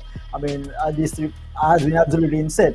And then you have Jinsoul, who came back in clutch after not really performing at all in that first map on Icebox, and then he gets raised and he comes on to Bind and he just pops off like crazy. And even Jazz stepped up. We did see him step up on Bind. I think they both ended with I think 19 frags and Jinsoul on 16 frags at the end of the game, which was a massive difference from what we saw from them on Icebox. Again, I feel like they are still finding their footing when it comes to playing with the rest of the three players on Union Gaming. And actually, we do have a very special guest joining us. Just before we head into this third map, we are obviously waiting until all the players are ready as well. So let me introduce our special guest here. We did see Tihik Gaming or Hashana, but right now joining me is going to be Lily. Hello, Lily. Hi. Hi, කොහොමද Lily? ඉතින් මම ඔයත් එක්ක කතා කරා වාගේ qualify එක වෙලාවේදී දැන් ක්වොලිෆයර්ස් හතරම ඉවරයි. අපේ ස්ට්‍රීමර්ස්ලා හතර දෙනාගේ මේ කියන්නේ ටෙක් ගේමින් වල හෂානෝ ගේමින් ඊට පස්සේ ඩකා ස්ට්‍රීමින් සහ 3D ස්ට්‍රීමින් සහ වාගේ මේ වාගේ ක්වොලිෆයි එකෙන් උත් දැන් අපේ ටීම් 8ම ඇවිල්ලා ඉන්නවා. දැන් වාගේ ක්වොලිෆයි එකෙන් ආපු ටීම්ස් දෙකක් නෙමෙයි අද දැන් මේ අවස්ථාවේ ශ්‍රී ලංකාවේ වාගේ ටීම් දෙකක් නෙමෙයි. දැන් ශ්‍රී ලංකාවේ ඇත්තටම හෂානෝ ගේමින් උයි මම හිතන්නේ 3D ගේමින් වලින් ආපු ටීම්ස් දෙකක්. හැබැයි ලංකාවේ හොඳම ටීම් මට මොනවද හිතන්නේ ඔයා හිතනද ඔයාගේ ටීම්ස් එකට perform කරන්න පුළුවන් වෙයි කියලා අන්තිම ෆයිනල් එකට වෙනකන් ගිහලා දිනන්න පුළුවන් වෙයි කියලා හිතනවද? ලොකු විශ්වාසයක් තියෙනවා මගේ ටීම් එක ගැන. ඔක්කොම ඉතින් ඉන්නේ දක්ෂයෝ. තරගයක් දෙන්න කියලා කියනවා. ඉතින් හැමෝටම මගේ ටීම් එකෙන් ලොකු ෂෝ එකක් තියෙනවා. ඒගොල්ලෝ අනිවාර්යයෙන්ම වින් කරයි. අනිවාර්යයෙන්ම අපි හිතමු මම හිතන්නේ obviously ඔක්කොම අපේ ඉන්ෆ්ලුවෙන්ස්ලා හතර දෙනාම බලන් ඉන්නේ ඒගොල්ලෝගේ ටීම්ස් එක දෙන්නට. ඇත්තට මම මේ ෆෝමැට් එකට මාරාසේ කැලික්ස් වලින් ඉන්ට්‍රොඩියුස් කරලා තියෙන ෆෝමැට් එක අත්‍තරම ෂෝක් මොකක්ද හිතන්නේ මේ කරලා තියෙන ෆෝමැට් එක සහ ප්‍රයිස් පූල් එක මොකද ලංකාවේ තියෙන ලොකුම ප්‍රයිස් පූල් එක Valorant වලට අනිවාර්යයෙන්ම Valorant වල මේ වගේ දෙයක් වෙන්න ඇත්තටම ලංකාවේ මම හිතන්නේ ෆස්ට් ටයිම් සහ ගොඩක්ම අඩුවෙන් ඉතින් මේ දීපු Calyx එකේ මේ දීපු chance එක ලංකාවට ගොඩක් අපි appreciate කරනවා ඒක වටිනවා. ඉතින් ඉස්සරහටත් අපේ කට්ටියට මේවට ඉදිරිපත් වෙන්න කියලා අනිවාර්යයෙන්ම කියනවා. ඒක ගොඩක් ඉතින් අපි appreciate කරනවා. මං හිතන්නේ මේ ටූර්නමන්ට් එකත් එක්කම මං හිතන්නේ ලංකාවේ Valorant ගහන පිරිස සෑහෙන විදියට වැඩි වෙලා තියෙනවා. මම දැකලා තියෙනවා ඔයගොල්ලෝ ස්ට්‍රීම් වලින් උත් අවිලා අහලා තියෙනවා කට්ටිය Valorant ගහන පටන් අරගෙන තියෙන ඇත්තටම ලොකු දෙයක් තමයි Calyx වලින් කරලා තියෙන්නේ. ඒතර මම ඔයාලා වැඩි වෙලා තියාගන්නවා. මම හිතන්නේ හැමෝම බලන් ඉන්නවා. මම හිතන්නේ වත් බලන් ඉන්න හැමෝම බලන් ඉන්නවා. අපි මැච් නම්බර් 3 එකට යනකම් මේ ටීම් දෙක අතර මොනවද කියන්න දෙන්නේ ෆයිනලි ගහන වාගේ ටීම් දෙකට විතර නෙමෙයි ගහන හැම ටීම් එකකටම මොකද්ද කියන්න තියෙන්නේ? මේ වෙලාවේ ප්ලේ කරන හැම ප්ලේ කෙනෙක්ටම Valorant tournament එක හොඳට play කරන්න හොඳට perform කරන්න ඉතින් good luck හැමෝටම thank you so much Lily අපිත් එක්ක join වෙනවට මම විශ්වාස කරනවා ඔයගේ ටීම් දෙක ඉස්සරහට මෙහෙ ගිහලා thank you so there you have it guys that was Lily sharing her thoughts on the tournament as well as the two teams I think all influencers are very confident of their teams moving forward into the grand finals, and mind you there is a big possibility of that happening because these 8 teams are no joke. I think all these 8 teams can go head to head against each other. I think it just comes down to how they perform on the day itself and how they turn that over into a win and maybe throughout the entire tournament. And we are just waiting on the teams to get ready to get into the game, and of course joining me on the cast is Roscoe, so we are going into Breeze here. What do you think the composition will look like going into this map? So the thing with UG has been all about change, right? And we've seen Roach, who has rocked the sky.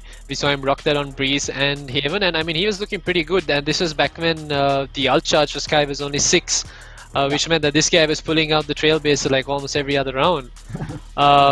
Now that it's a little harder to get that trail base, I wonder if UG are going to put him back onto something like Reyna or Jet. Now we've seen him again switching things up. He's been on Jet in Bind. Will we see him go back to that? And Jazz as well. I mean, he's come in and he's picked up Sage. Will he pick up a player like Sova on Breeze, and will that allow Jinso to go into a more aggressive or maybe a more standstill agent on Breeze? I mean, it's all questions that I can't wait to get answered once we finally get into that map.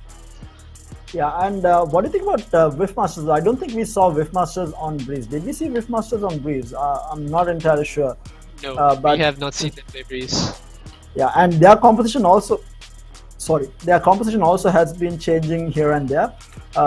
But in terms of Sentinel, I think that's going to be the question. In terms of a Sentinel, who do you think will be on that Sentinel, and what Sentinel do you think they will be playing? Because Wishmaster has been running the Killjoy most of the time. I really haven't seen a Cypher coming out from them, but I feel like Cypher is the most suited agent for Breeze here.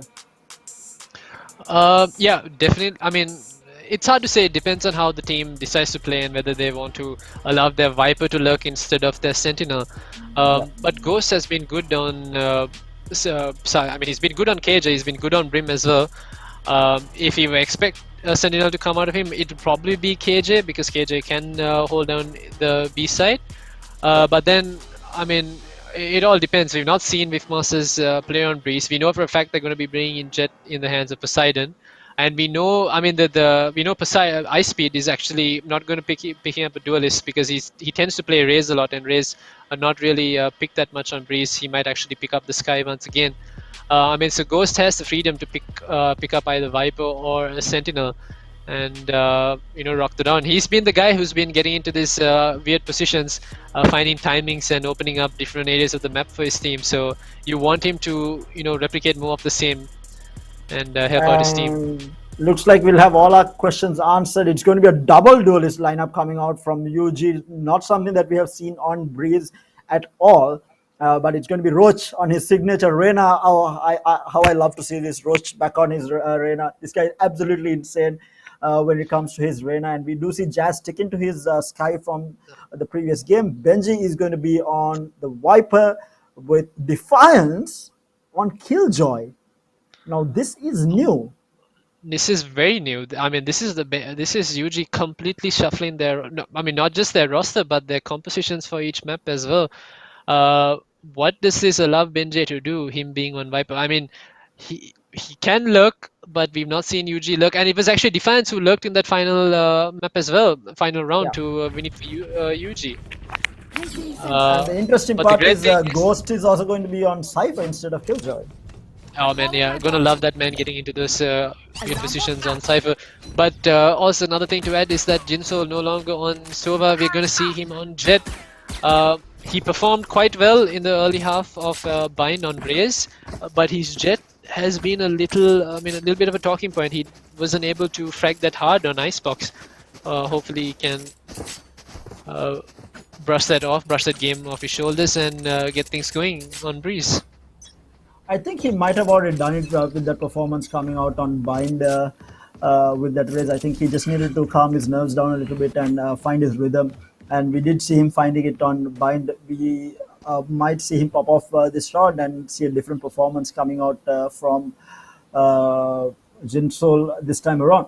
And hopefully that's the case, and hopefully it won't be a whitewash of a game towards one side. I really want to see this game go all the way, maybe even OT between these two teams, because I feel like these two teams both deserve to be here, and it will be sad. Obviously, one will move forward, one will go down, obviously get knocked out. And it's going to be sad to see, but hopefully they do go out in fashion, whoever does go out. And it looks to be a fast B hit coming out from the side of Whiffmasters here. The Viper wall has gone up and they will take control of the side. And the Viper bite actually going to be on Defiance. They're going to tag it down a little bit. Not going to be able to. No one going down, but as I say that, Poseidon and Ice Speed finds two frags immediately. Jazz is going to be good for the kill on to Lucifer. And that's already going to be a 2v4. And Ghost with the lurk here, not really finding anyone. He might actually find a backstab here if he does time it right. Both players coming through CT here. Benji with the tap onto Poseidon will find one. Now it's going to be a 3v2. And make it a 2v2. Good Defiance as well as one enemy remaining. Okay, Benji was like Benji's now down, and this turret is doing so much of damage for Defiance. It's just Ice Speed. Ice Speed going to jump peek and the classic of 4K for Ice Speed. Oh boy. Oh boy, indeed. I mean, again, tough fight for what do you call Defiance to take it there, just because of the way that Ice Speed decided to take that fight with a classic. Obviously, he I think heard the gun drop and realized that Defiance switched into a Ghost, and the better option is to try and jump shot that, because chances of Defiance landing a headshot on his jump is obviously going to be a lot less. And if you just dry peek him there, Defiance obviously not going to miss a shot. Definitely. And this is going to be the buy round coming out from Whiffmasters, and we do see Roach on the Sheriff. The rest are going to be on the side of Whiffmasters, are going to be on the Spectres, which I'm not a fan of, especially on this map, but I have bought into full Shields and full Spectres. And a full round of Sheriffs coming out from UG. But Spike has gone down. It's a slow retake here. Looking for picks. Oh, Defiance has spotted out.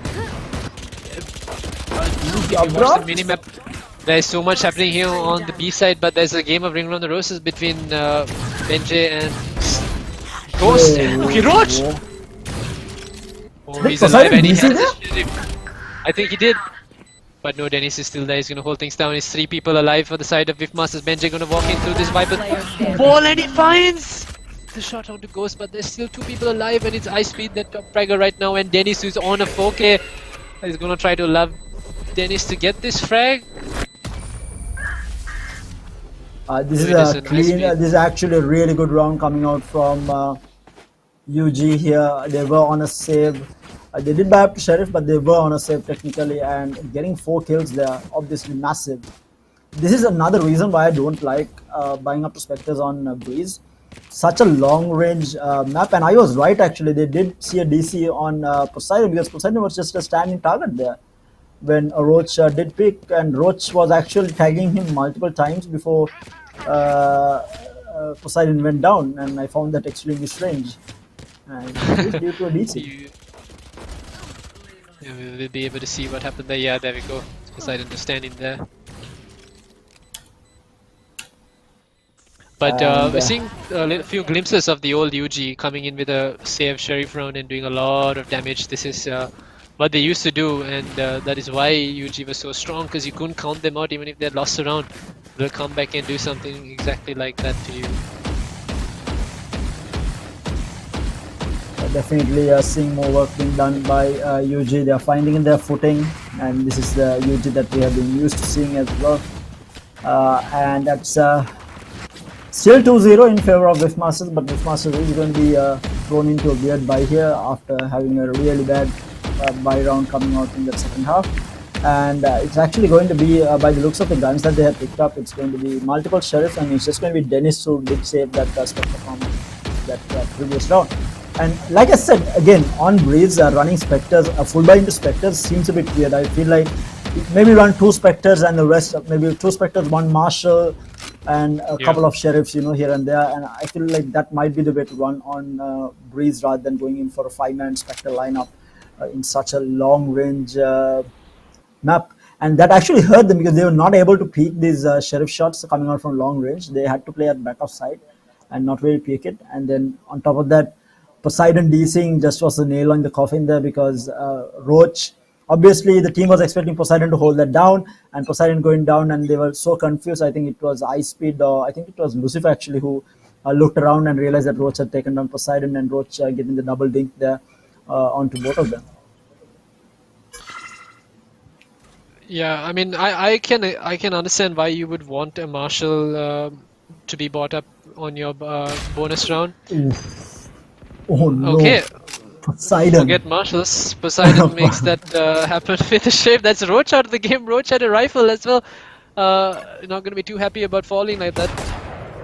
Yeah, and that was such a clean shot. No hesitation coming out from Poseidon on that peak.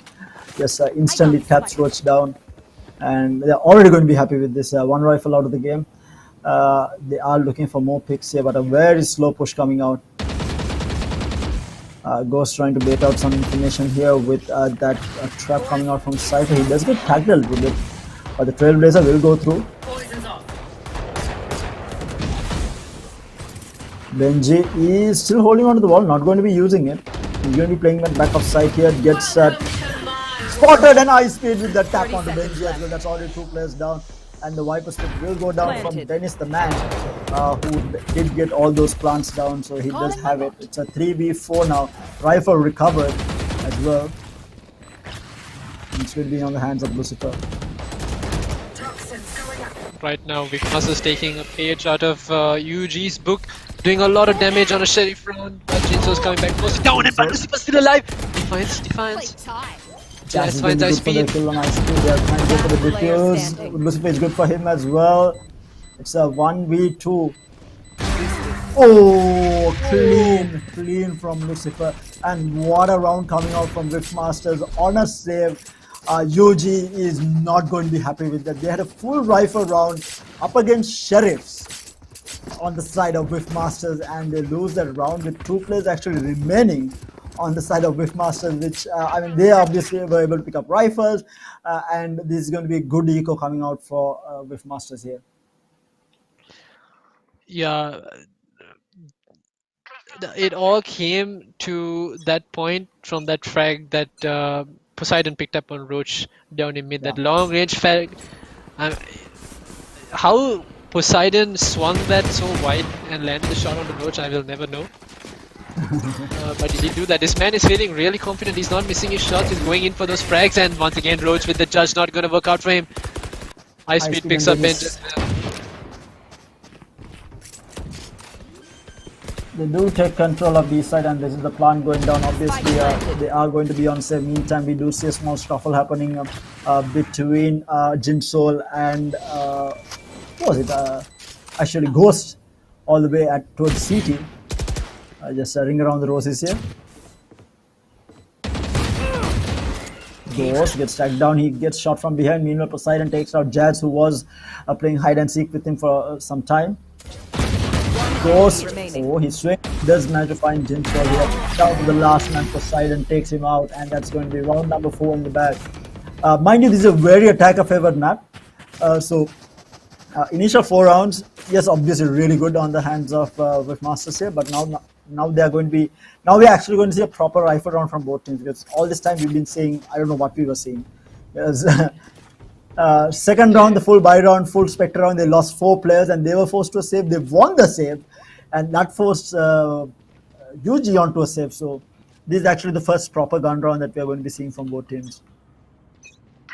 Yeah, and credit to Viv Masters for making little to no mistakes to pick up those rounds. And now once again, look at where Roach is. Roach is pushing up mid. He's trying to look for those frags. He wants to get these early gunfights in his favor. Swing from Jinsol not going to work out, but there is Roach to support him, and Roach is good for 2. I've got your trail. Lucifer pulls up the Hunter's Fury as well, looking for kills here. Will find one onto Jazz, looking for another with his Hunter's Fury, not going to find anyone. It's a 3v3. They have taken control of A site here. Oof, Defiance with the kill onto Dennis here, finds one, might find another. Tags him down quite heavily. High speed will take out Roach, making it a 2v2 now. And the plant will finally go down. Spike planted. Bite to Bite and Molly both coming out. Nanoswarm not doing enough damage. He is very low on HP, but Ice Speed is having a very good angle here. Oh, Lucifer! The read, the timing coming out from him will get the kill onto Defiance. And now Benji on 24 HP against the 2 players. This is a horrible situation to be in. But he has wrapped all the way around. He might actually... Oh no! The timings! No one... Oh, Lucifer is not even... Playing this so well. Oh, he's not even going to be able to save the rifle. That's Benji taken down. And that's going to be UG forced into yet another save. 5-0. With Masters looks to be on fire right now. What cleans round coming out from them? I think the only round that they messed up was that second round when they decided to buy into 5 Spectres. I think that's mostly to do with the wrong buy coming out more than anything else. Yeah, and I mean, mind you, UG are not used to being down this bad either. I've barely seen a team have a 5-round buffer against UG. Take flight. Yeah, I don't think it has ever happened to UG ever in Sri Lanka right now, and with Masters are making them look bad. Meanwhile, already Roach finds 2 with the Spectre, the run and gun working out for him. Benji takes down 1. Roach finds 3K. Poseidon takes down Defiance, but Roach still alive here. It's a 2v3 in favor of UG. Who would have thought Roach with the run and gun will clean things out inside side, and he gets enough. That's the 4K. He's on an ace here. Ghost, the last man surviving, and Roach upgrades into Phantom here. We needed a player from UG to step up, and who better to do it than Roach himself. Ghost with a full wraparound, but he has no idea the Jazz is going to be there, and that's a thrifty coming out from from UG to claim their first round on Breeze. I mean, you called it. You needed someone from UG to step up, and it's always been Roach. Roach gets, I mean, credits to Benji for that absolute wonderful bait he did for Roach on B side. It costed him his life, but Roach coming up with 4 frags on that round. What more could you ask for when you're baiting for a player like that? Yeah, that is for sure. I mean, anyone would gladly bet for him if he pulls that off every time. And that's exactly what happened. Rocha with 8 frags already, but it's still 1-5, and the Viper speed does go down all the way in B side from. Wait, who is? I'm so confused on who is playing what most of the time because these people have been switching it up. But yeah, it is Benji's Viper speed going down in B side. And the side of players of Wifmas are also stacked up towards that B elbow area, but look where Ghost is. Ghost is waiting for someone to overexert himself, and it looks like it's actually going to be Jinsoul. Jinsoul's, I mean, he's itching to go out there and look for a frag. And Ghost seems to be the more patient player at this point. Poison orb. Again, a very slow push coming out. They have defaulted for the most part, but no one is actually towards the A side here. They are trying to take control of the map before they go in. 43 seconds left on the clock right now.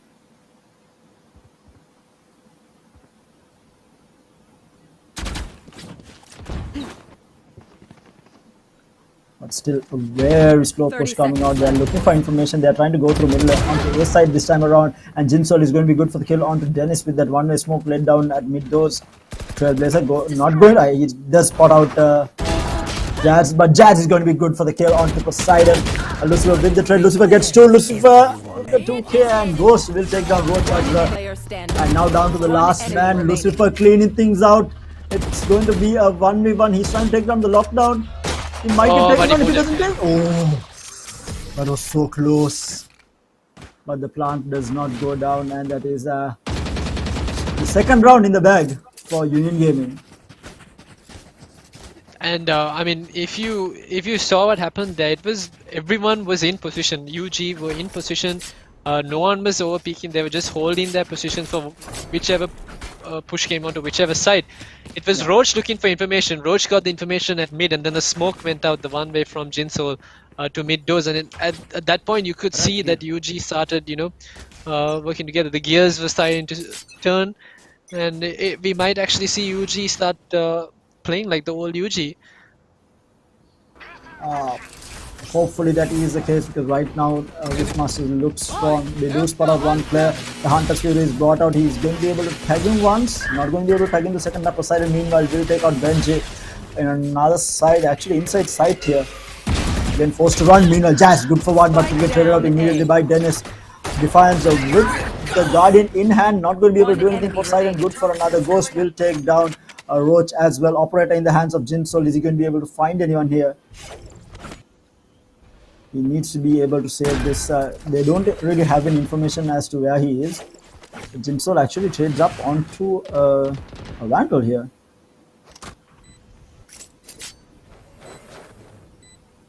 He's going to back off with that op. Yeah, 1v4, he's obviously needs to save it. But no hero plays coming out. Yeah, Ghost is hunting him down. Ghost is very close in B-side. There we go. He hears the sound cue. He knows where he is. He's giving the call out to the rest of the team as well. And okay, Jinsoul. Looking at the wrong side. Oh no. The lurk from Ghost. That's the operator out of hand. Is he going to pick it up though? Nope, he didn't. Or did he? No, he didn't. Obviously, yeah, he didn't pick it up. I mean, obviously playing op on attack is not something that you do unless you're really in the back foot and you really need to pull something out. You just stick to your rifles. But defense is another story, obviously. And taking that operator out of the hands of Jinsoul is, or the rest of UG is going to be huge for them going into this round. Especially because now 2 players, Defiance and Jinsoul, both are forced to save this round. Poison orb emitting. Jinsoul does bring out the Blade Storm. But this side hit onto A has been quite good. Not finding anyone. Oh, Jazz picking at the right moment, takes down Poseidon. Good read coming up from him. The timing impeccable.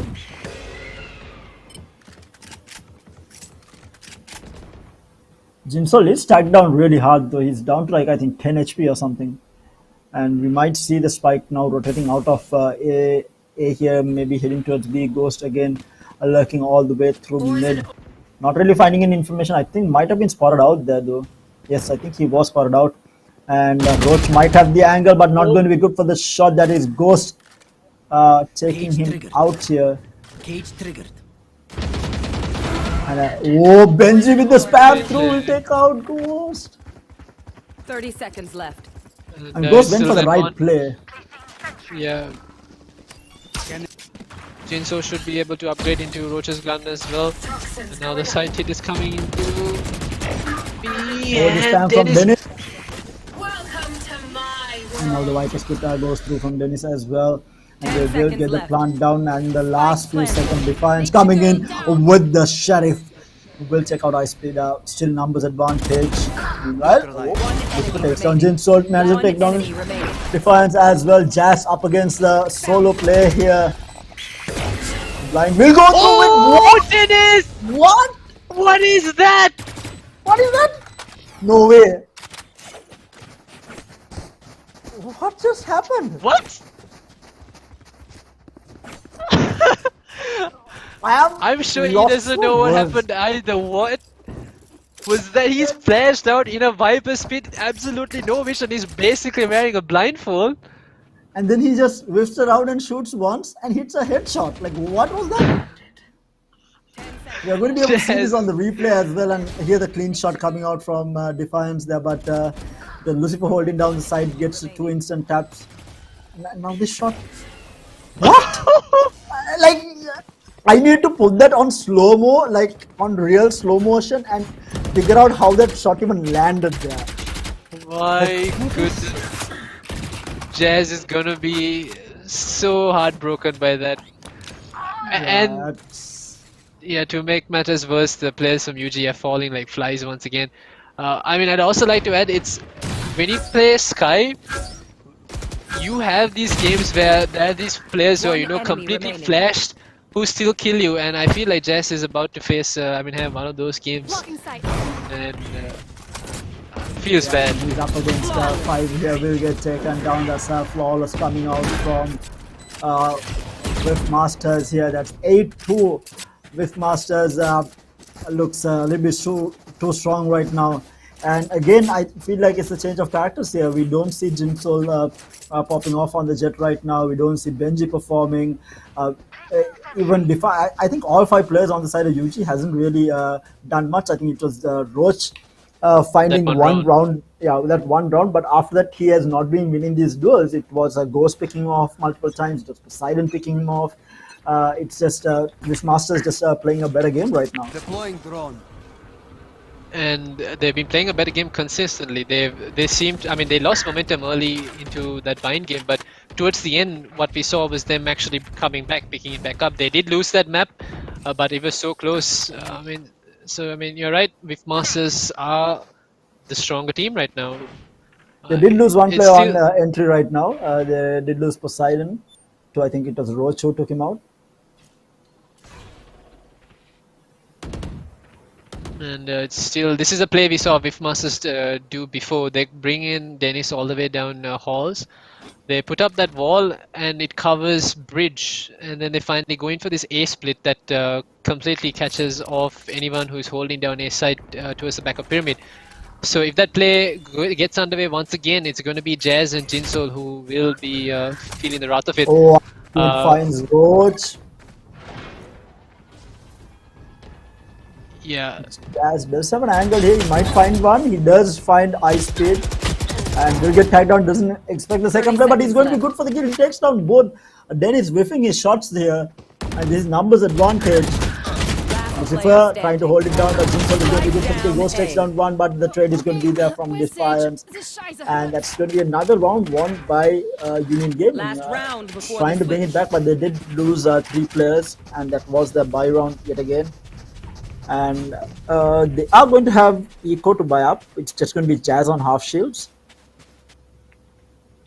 And this is the last round before the half.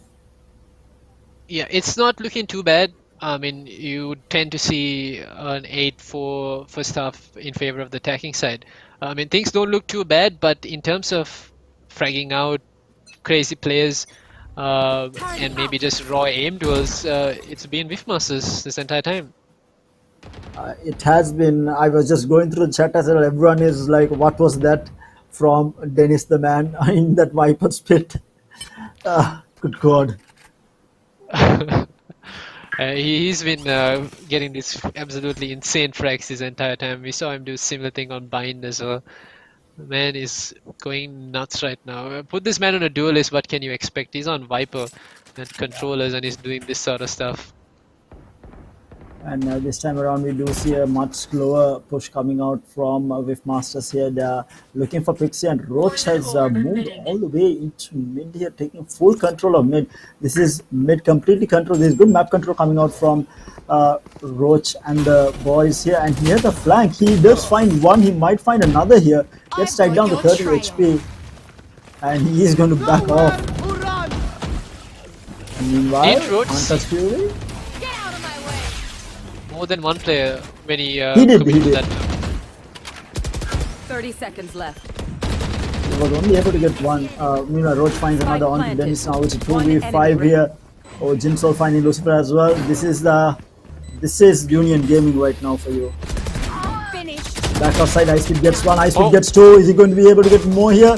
Dings one, Dings two. Oh my what God. is happening? No way! He takes down another. What? Ice Speed! Oh my lord! In a 1v5 makes it a 2v5. Oh boy, and the damage he did with the classic. Jesus. Those are two instant dings onto their heads. He peeked left, got one ding, peeked right, got another. I mean, like, come on. You can't make mistakes like that, UJ. Not right now. Look at this. 1, 2. Now it's the double dink. Dink. Dink. Switches up the weapon, goes in, takes down. So Jinsol actually, if Jinsol did not updraft there, I have a feeling he might be. I mean, been able to get an ace even, because that actually forced him to look up and not get a headshot. Right? He's not going to be landing a headshot on Jinsol at that angle, and that actually made sure that UG actually won that round. Yeah, that looked very scary from Ice Speed. Yeah, and I mean that kind of sums up how that first half has been, hasn't it? Individual players on the side of Whiffmasters doing something crazy. Exactly like that. That's I mean that's the reason they've been like up 8 right now. Now different look, and once again it's Dennis on B side. He finds Jinsol looking the wrong way. He puts in his side, and the crossfires from Whiffmaster look good. Dennis still alive, man. Low HP, tries to go for the jump pick, does not land his shot. Defiance does pick him off, and UG very low HP on 2 of the players. They still do have their raid boss, but the raid boss has been spotted out. They know exactly where. Sorry, that was Benji who got spotted out. Roach does find another frag. He's going to get overhealed down to 150. Now, everything lies in this man's hand. The rest of the team, half HP, can get taken out by a single right click.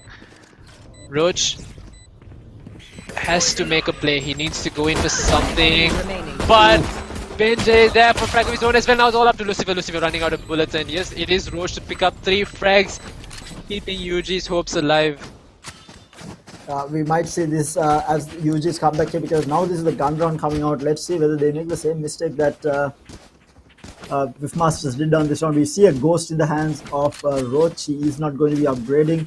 We do see double upgrades for Jazz as well as Defiance or Spectres. No, it's actually everyone going on Spectres. No, not like this, not again. No, not like this. Okay, it's going to be actually Benji on the Ghost and the rest of them on Spectres. I mean, if it works, it works. I don't think Jinsol is going to make the same mistake twice. He's going to look for the Viper. Dennis, who is on side. Dennis now gets spotted out. Jinsol dashes inside and he's so low, 24. And he gets. Dennis is good for the kill. He's looking for more here. Might find another. No, he had to reload. And down to the last man now. Up against 4 here. Well, Lucifer. Look. Finds one. Down to 45 HP. He can do a lot of damage. Oh, he can't. Roach. Yeah, making sure Lucifer is not going to get any more frags. And that's 6 rounds on the board for UG, and the buy round coming up for with Masters. What? Again, mind you, like this is an attacker favored map, right? So we might see UG just completely come back into this game and even take the game back into their hands. And having running a double duelist lineup is obviously going to allow them to do that. Yeah, and I mean, I remember talking about this in a previous qualifier where you need your jet to dash into side and at least get one frag before he falls out. Jinso so far has been the one who's been falling even after he dashes into side. So if UG can turn things around, if Jinso can turn things around, find that initial frag once he gets into side, because he has the support from the entire team just behind him. There is no one from UG who's flanking. Things should look good for UG. I say that, and now Jazz has fallen. That was spam through the Viper smoke, and Lucifer finds another! On the back foot already. Dennis getting another frag. That's Jinsol again. All these spams coming in through that Viper wall. And this is a story of Icebox. It's Defiance and Benjay to try to clutch out a round in a 2v5 where they've been boxed into a main, because look at this position that Icebeat has as well. Yeah, there is no way that they are going to be able to rotate whatsoever, and they are still like moving into the site right now. The first try is there. Poseidon will find Defiance here down to the last man. Benji up against the 5 players, and will get taken down by Dennis, and that's a flawless coming out. It is really good stuff coming out from Whiffmasters, making it a 9-6 right now. I feel like these guys deserve to win at this point. They've been absolutely clinical in their performance. They did fall short on bind, but that was a massive comeback that they made after losing those first few rounds to the rush that they could not hold against UG. Yeah, and UG need to start coming up with some, at least call a timeout, discuss things around, talk about what they're going to do before Whiffmasters get into double digits. If there's a time to make some changes and get things flowing your way, now's the time. This round.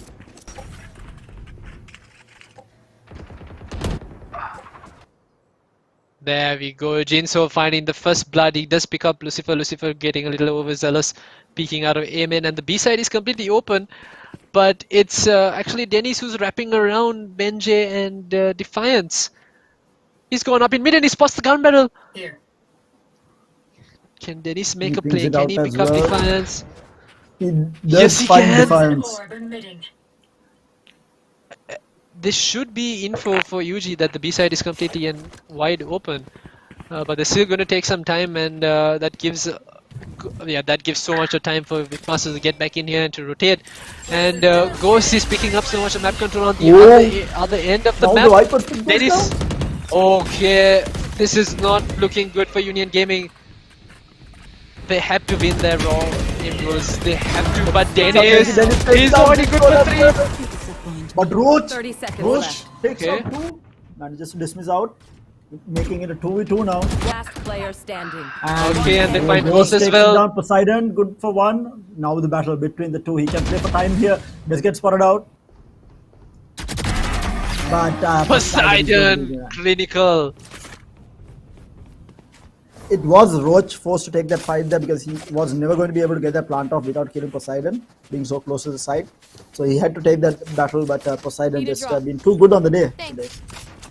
Yeah, he's been landing shots. That one unfortunate round where he did DC. I'm pretty sure he would have got more frags there, but I was talking about UG having to, get a timeout, make some changes, get something different going from the stat book. But they do none of that, and they do give double digits to Whiffmasters and forcing them into another save round. The save rounds haven't been as impactful as the old UG either, so this could potentially be Whiffmasters going into 1 round short of map point. Yeah, I think, and now of course I think the pressure is going to be telling on UG here. Icebeat might find, he picks at the right time, but Roach is going to be good for the kill. Good shots coming out from him. He is going to be able to move up, but Ghost is going to be able to take him out. Ghost is going to be good for 2 takes out Jinsol as well. Didn't I tell you about this man and his impact frags? He's already found As two I say that, anti-fires. Defiance and Benji Yes. both finding. Spike It's planted. coming alive. It's a 2v3. The Viper Spit is there to support Union Gaming, but they have very bad weapons. They have Sheriffs, and if Poseidon and Lucifer, I mean, this is the Jet and Sova combination. They have a lot of utility to work with as well. Things could get dicey. Okay. Jazz's Hawk is going to give in the information as to where these guys are coming from. Poseidon has the updraft to work with. Lucifer finds one. Lucifer has the shock dart and the recon bolt. Last player standing. Jazz finds Lucifer. Poseidon dashing in. He finds Poseidon? Benji. Viper Spit's gonna go down. Jazz has to play this smart. He takes him out as well, but he's not going to have enough time to go for the defuse, and he's not going to be able to dash out of the site as well. He will get taken down, and that's Union Gaming scrambling for a round there. Makes it a 7-10 going into this 18th round. That round almost did not go their way either, with Ghost making making those plays at mid, finding 2 frags. Indeed, but the eco is not great on the side of Whiff Masters this time around. They are going to be going into a save round here. This will allow, if UG does not mess up, it will allow them to close the gap and make it an 8-10. And we do have a game on our hands, basically. And UG mixing things up, going in for very aggressive mid control. And I think I heard a Jet missing quite a couple of knives. I think that was Poseidon. Misses a good amount of knives. Now Roach trying to look for a frag down the windows. Ghost is really low on HP as well. Will get taken down by Jinsol. Roach will find the kill on Poseidon as well. The last two are surviving, Ice Speed and Lucifer. And Lucifer walks out double doors. He sees Standing. an easy frag, but no Defiance with the 180 finds him. Now And Roach will finds get, Ice Speed. and a flawless round. I mean, it's been so long since we've seen UG come out with a flawless round. They've always lost a good amount of players before winning a round. Yeah, definitely it's, a good signs to see of coming life. out from them. Yes, Signs for of life sure. from UG. I mean, the scoreline isn't bad. I mean, it's 8-10. Definitely possible for you to come back from this. It's just that it doesn't look possible when they make when they lose a lot of players in the round. It looks like it's a very sloppy round, even if they win. That's the only reason that Whiff Masters seems to be dominating right now, even though the scoreline is very close. And with that, a full buy round on both sides. UG going in for a very heavy default. The spike still in base. And a repeat of the previous round, mid control coming in for UG. Roach trying to creep his way towards mid dose. He's actually got in. He does hear the sound from Poseidon, but Poseidon has brought in the operator. The one hit kill. He finds Roach. Exactly what they wanted on the side of Whiff Masters, to take this man out of the fight even before the round starts.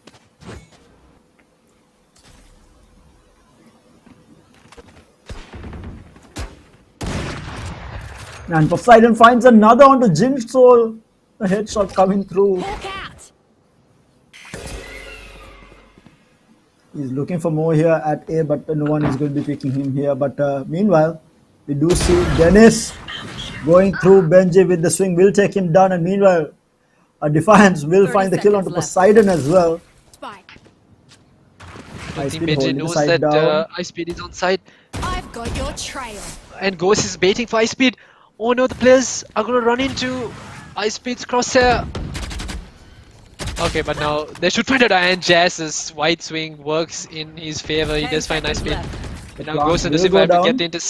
get into sight, and Defiance actually holding a really good position down in mid. But it doesn't look like Whiff Masters are going to come in through that.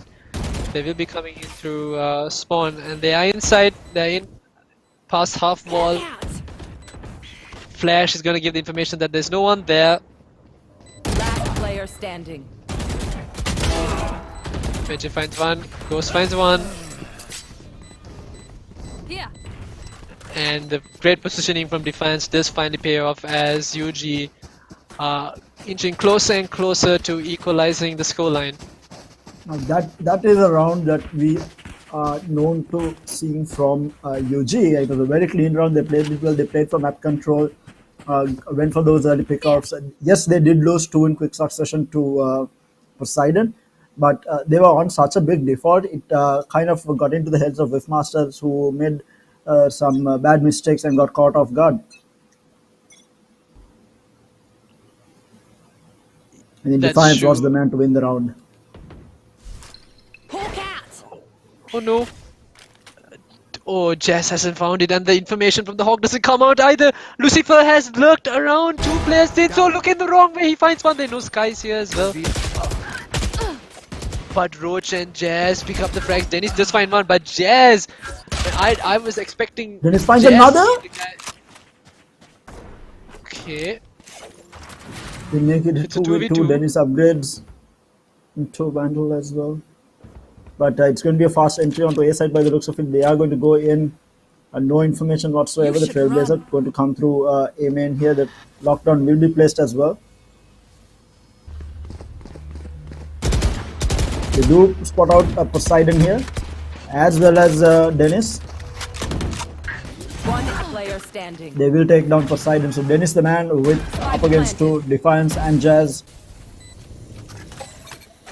They know that he was coming through mid doors. Viper's bite goes out, so trying to force him out. They will spot him out, and Dennis will get taken down, and that's the equalizer coming out from Union Gaming, coming back into this game. And now we do have a full rifle round coming out from both teams yet again. And I mean, Whiff Masters were about to flip the script on that round with that play that Lucifer and I think it was Ice Speed walking past the Hawk and walking past two players. It was just unfortunate that it was just Jinsoul who fell to that play. But it could have been Jazz losing his life too. Take flight.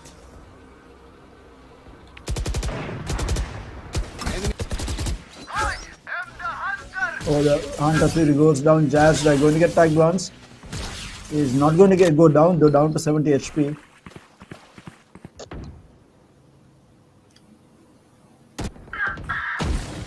Roach takes down Dennis, going through mid here, looking for more.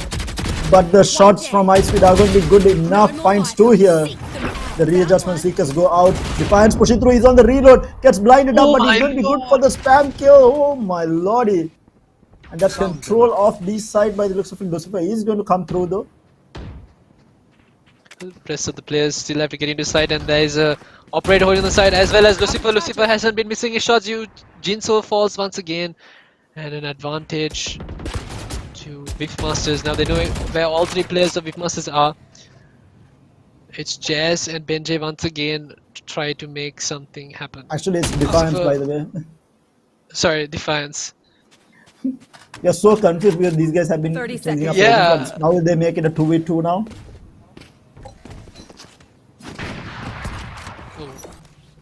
Poseidon not hitting the shot. Tries to go for the wall bang there, not landing the shot. He gets tagged down a little bit. Remaining. Oh, he finds the kill on the Defiance, making it a 1v2, and the spike is down. 10 seconds left. The flick is not going to work. Enemy Jazz remaining. takes out one, looking for the other. They don't have enough time to go for the plant. 4 seconds left on the clock. Ghost is going to be pushing this. No, he is going to go play the. Oh no! They didn't have time. He didn't have time. They didn't have time. They didn't have time. Ghost. I thought he just got it. Oh, I mean, This that man. round, that wasn't going in favor of anyone. But in the end, it was just time running out, and Ghost and Poseidon just buying enough time to not let UG get the spike down. And like I said, the fact that once B side was open, Lucifer repositioning towards half wall was pretty much what won them that round. Yeah, he goes out with the Viper split blocking out B main here. Roach has been finding this pick off here multiple rounds now. Can he do it again though? Trailblazer trying to box Roach in right now. Going to get spotted here.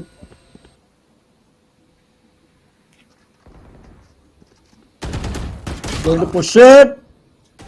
Poseidon holding a very tight angle, takes down one. Cage triggered. Benji with another on the meantime. It's a 4v4 now.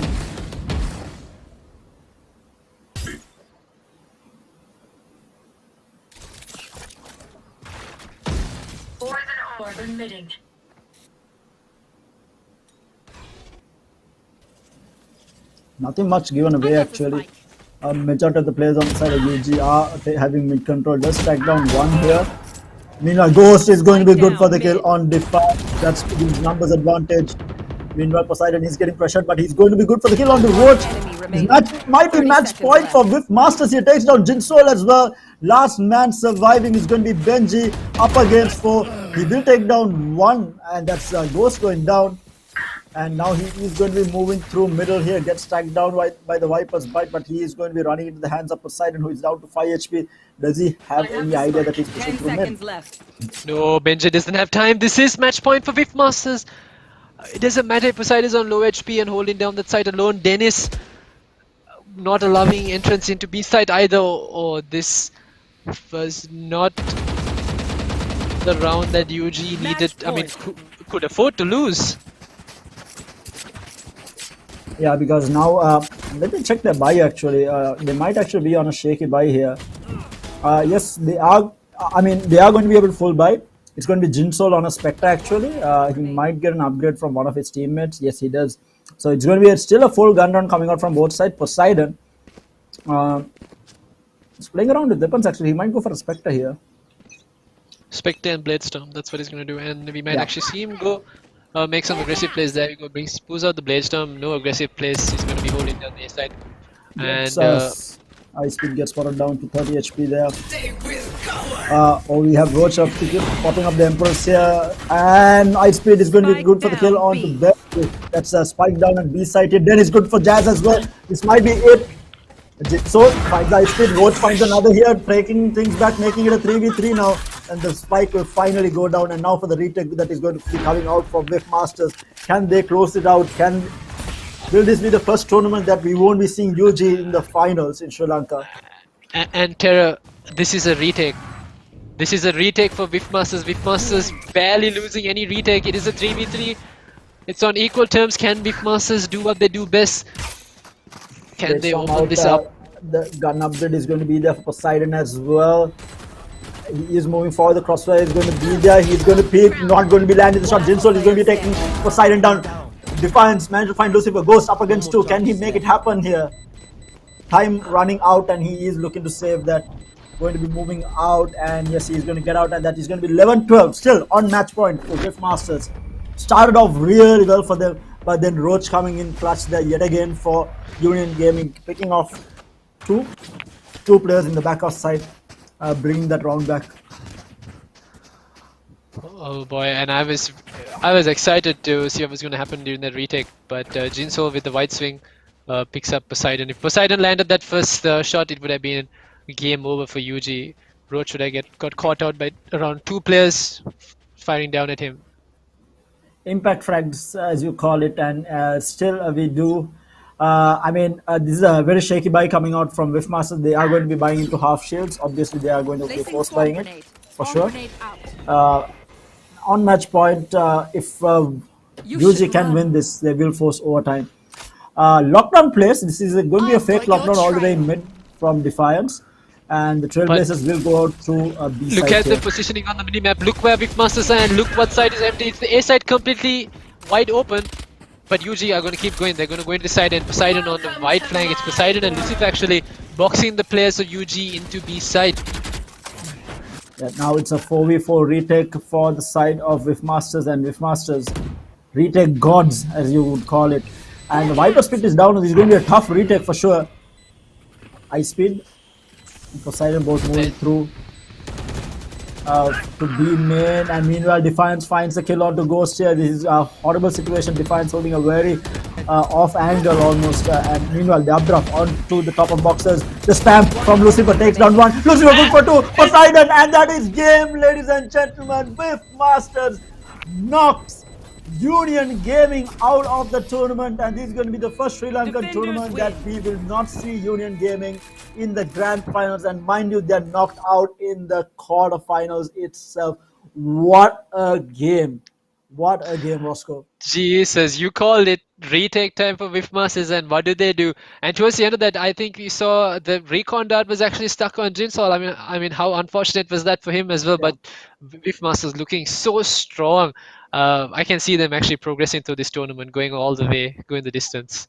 Like I said, man, dark horses of the tournament. I feel it right now. I mean, I saw them perform in the qualifiers, and after that, I saw them once more in a match. And I mean, these guys are absolutely insane. They have the team play, team chemistry down, and I think majority of it's due to the fact that these 5 players have been playing together for quite some time, if I'm not mistaken, and they're just playing out of their minds. And to take the likes of UG out of the running, I mean, definitely the dark horses of the tournament for sure. But UG, I mean, hats off to them for the performance that they put up. Just because of the amount of roster shuffles that they had to go through prior to the tournament and within the tournament itself. I mean, they had Jinsol and Raider coming in prior to the tournament, and then in the middle of the tournament, we had Jazz coming instead of Raider. So a lot of roster shuffles happening within UG. So until they find their footing, hats off to the rest of, I mean, basically UG for putting up the fight that they did with so many things happening within their team.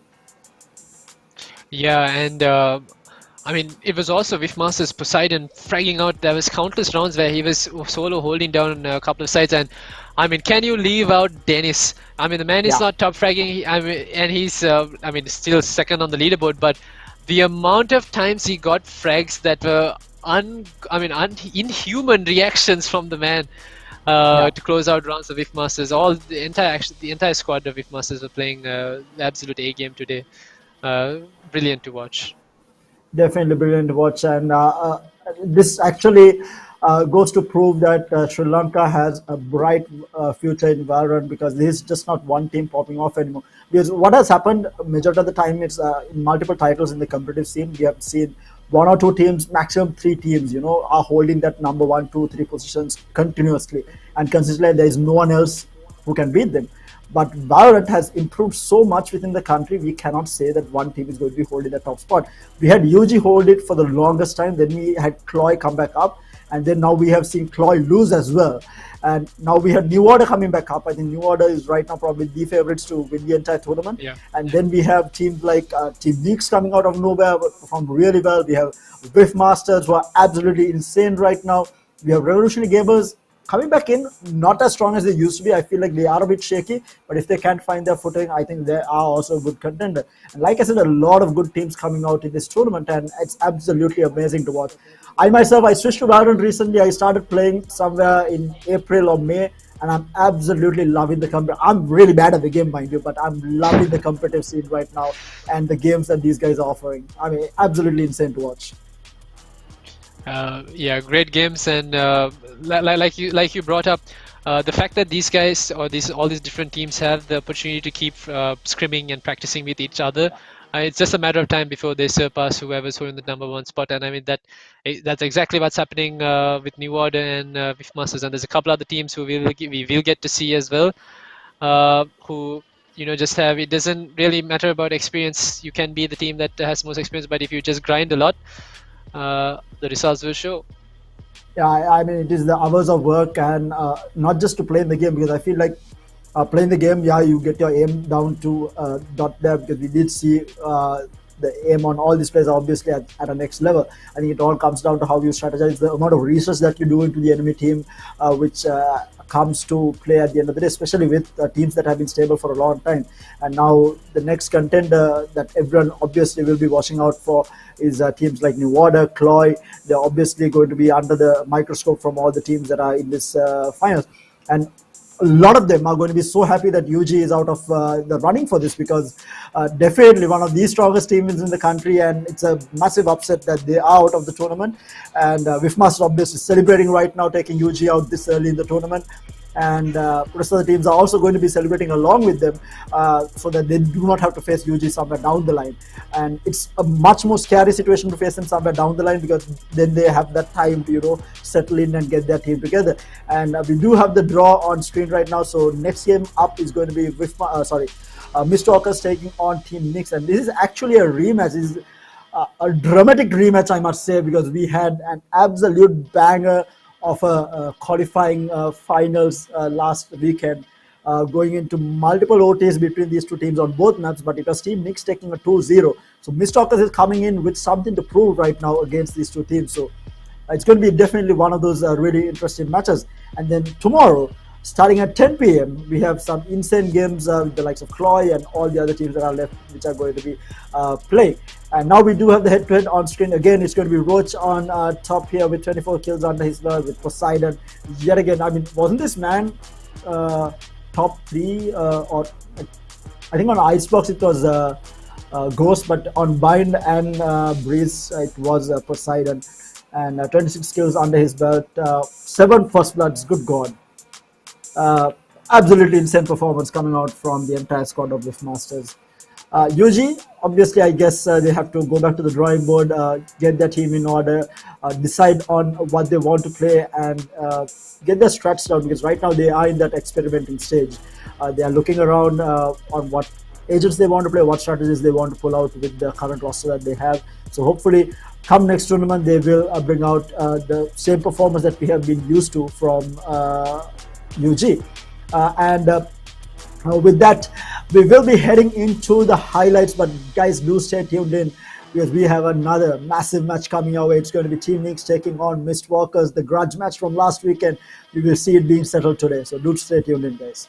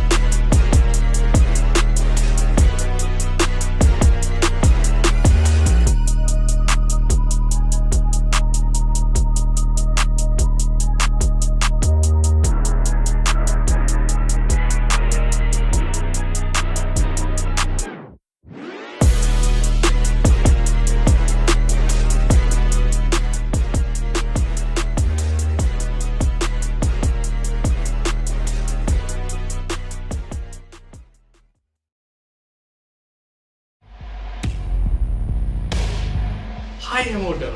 Hello හැමෝටම අයිබොන් හැමෝටම Hello everyone. October 5 වෙනිදා පටන් ගන්න Calyx Influencer Showdown තරගාවලියේ මගේ team එකට මගේ team එකට මගේ ටීම්ස් වලට සපෝට් කරන්න. අපේ ටීම් එක සපෝට් කරන්න අමතක කරන්න එපා. Calyx Influencer Showdown තරගාවලිය විනන්නේ කවුද? Calyx Influencer Showdown තරගාවලිය දිනන්න යන්නේ කවුද? දිනන්නේ කවුද? කමෙන්ට් එකක් දෙන්න බලන්න. Hello and welcome back, ladies and gentlemen, to the Calyx Influencer Showdown Sri Lanka. And the question, of course, just like the intro is, who is going to be winning the Calyx Influencer Showdown? And we already have one team getting knocked out that remain. We have 7 teams remaining, out of which 1 has qualified into the semi-final. Hats off to Endeavour Masters with their performance in their first quarter-final match. And having said that, we are heading into a game that was the talk of last weekend when it went to multiple OTs. It is none other than Mistwalkers taking on Team Nyx in this next quarterfinal match. And of course, joining me to take you all through the play-by-play is going to be none other than Roscoe. Roscoe, we are in for a banger here. What do you think? Where are the scales tipping right now? I mean, yes, Team Nyx ended up taking 2-0. But it was such a close game between these two teams, and we do have rosters on screen. Yeah, and I mean, none of this team. I mean, both teams didn't want to give away the loss. They wanted to win it extremely bad, and the overtimes took so long to get underway as well. And it was still so hard to call which way the game was going to go or which way who was going to win. I feel like both those teams had a week to reset, figure out what was going on. I don't think they expected to have a rematch so far. I mean, so early into the tournament for them. But I just hope that these guys have studied up, learned from the mistakes, because I mean, whether like or not, it was the Knicks that did win it in the end. So Miss Walkers had quite a good amount of learning to do, figure out how to beat Knicks. Yeah, and with that, we are going into the video here. We do have Icebox being taken out, Haven being banned out by Team Nyx, and the first map is going to be on Ascent, and the second pick is actually going to be Breeze and the Decider split. So we are not going to be seeing Icebox this time around, but we are going to be seeing Breeze, which is equally good, I would say. Yeah, Breeze going to be good, but I mean, the team's picking Ascent as the first map every single match. It's getting old, but understandable. It's a map that's been around since the game first came out. A lot of teams have practiced on it, they know what to do. I'm excited for the second map, once again, Breeze. But unfortunately though, I don't think the previous qualifier went into Ascent, did it? Miss Walkers against Team Nyx. It was Bind and Split, wasn't it? Yes, and both maps going to double OT with Nyx coming out on top. So we are this time going to be seeing Ascent as the first map, and we already are going into that agent select. So we have Kenji on that Jet, Zero coming in on the Reyna, Cosmos is going to be on the Astra, Reheya on the Killjoy, with Gears going to be on the Sova. So Gears is actually a new addition to the team, if I'm not mistaken. I mean, we did see him in the last qualifier, but in the previous qualifier, it was a different play, if I'm not mistaken. Yeah, it was. I think it was Pixel who was a Sage main for the team. Yes, and on the side of Mistwalkers, obviously Athena going to be on Killjoy. I'm joking, Jet, and Soha is going to be picked up by Zing, with Castile on that signature Astra, which has been so good. What I'm surprised is that we are not seeing a raise here, but instead we might see Nezuko on the Breach. I absolutely love this. We saw how good he was with Breach on Split, I think, during a semi-final match, if I'm not mistaken. Yep, it was Breach on Haven. It was Haven during one Haven, of the... sorry. And this is a composition that looked really good for Miss Walkers as well. Sure, they didn't face Nyx with this composition, but the way these guys played off of each other's utility was astounding. And I hope we get to see more of that in this map. Yeah, I mean, I think the only difference was they swapped out. Didn't they have a raise? I don't know. It was the exact composition, right? During Bind, it was Nezuko who swapped out Breach onto Raze.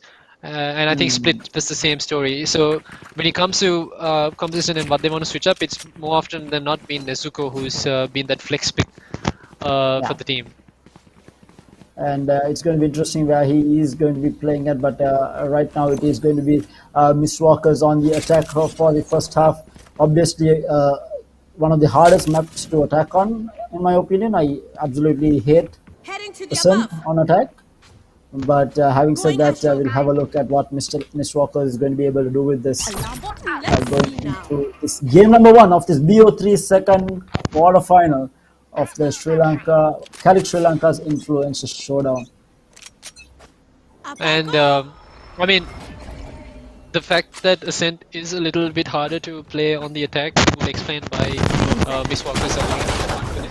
Oof, And Athena. already early into the game, Zero gets taken up by Athena, and Kenji finds Nezuko as well. Yeah, that's 4v4 now going in. Athena again playing very aggressive. This is what we have used to see from him. And once he gets going, I mean, you can't stop him, especially on attack. I feel like he falls apart on defense, but his attack has been impeccable here. Meanwhile, Raya is going to be good for the kill on Athena, but the trade is going to be there from Zing, and they take control of B-side here. Planted. Meanwhile, Gears takes down Shaggy, making it a 2v3.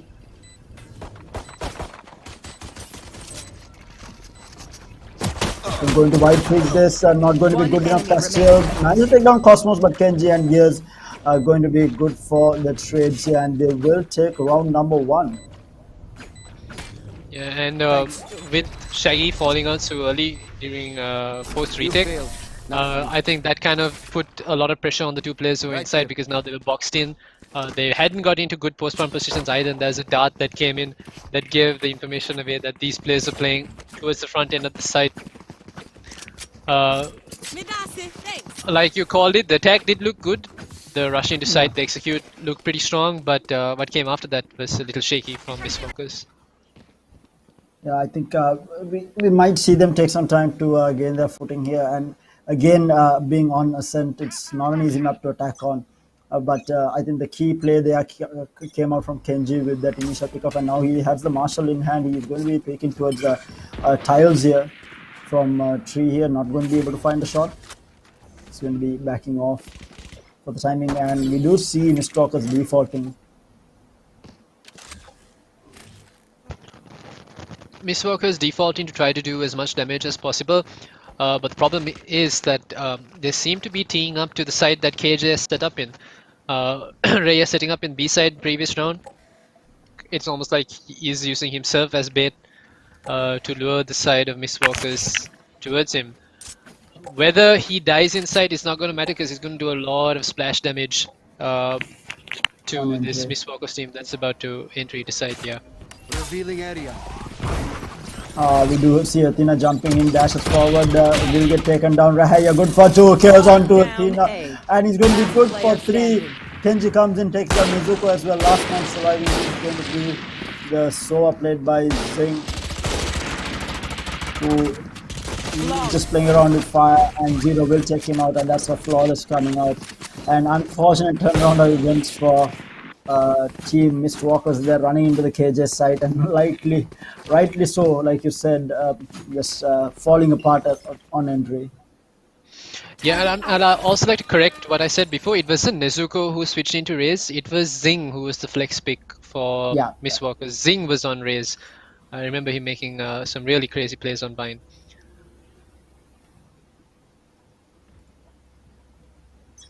With that, we are going into the full buy round, coming out from Mistwalkers here, rifles in hand. Let's see what they can do with this. Again, they seem to be defaulting with 3 players heading towards a B hit, while the spike is all the way at A in the hands of Nezuko and the Killjoy, played by Shaggy here.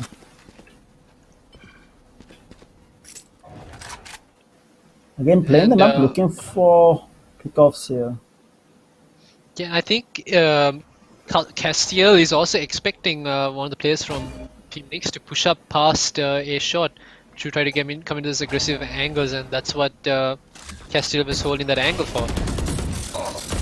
And meanwhile, Zing taking a lot of damage, down to 88 HP, losing most of its shields and a little bit of HP. Still no real information garnered or no real entry being done. by Mistwalkers here, and they haven't really given away too much information either. Yeah. But Gears, thrown down the side, he does tag up Shaggy just a little bit. That comes inside now. Raya has 30 to. seconds left. Sorry, Gears has to Will get fight taken alone. down. Zing Zing. takes down another. Athena has a good angle over Jenny here. Might find Raya, does find him. That's one. He's going to peek through. Might be a little too aggro. He goes in. Will get traded out though from Cosmos, but he does manage to find two down to the last man.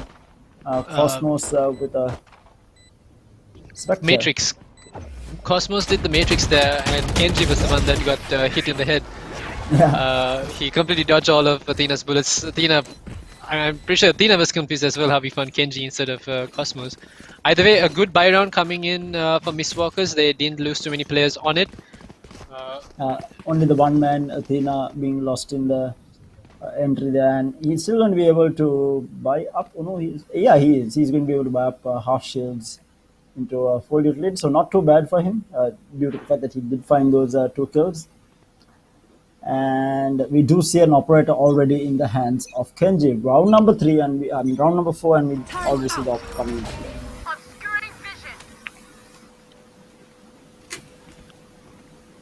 Now a very passive setup on B side for Team Nyx, and Mistwalkers trying to bait something out by playing some music on the alt top. They don't pick it up either. They're going to keep buying some time.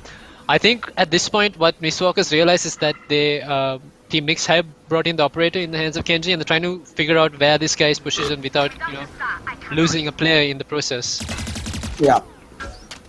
With that, they do get information of Cosmos, so they know that the op is not at the site here.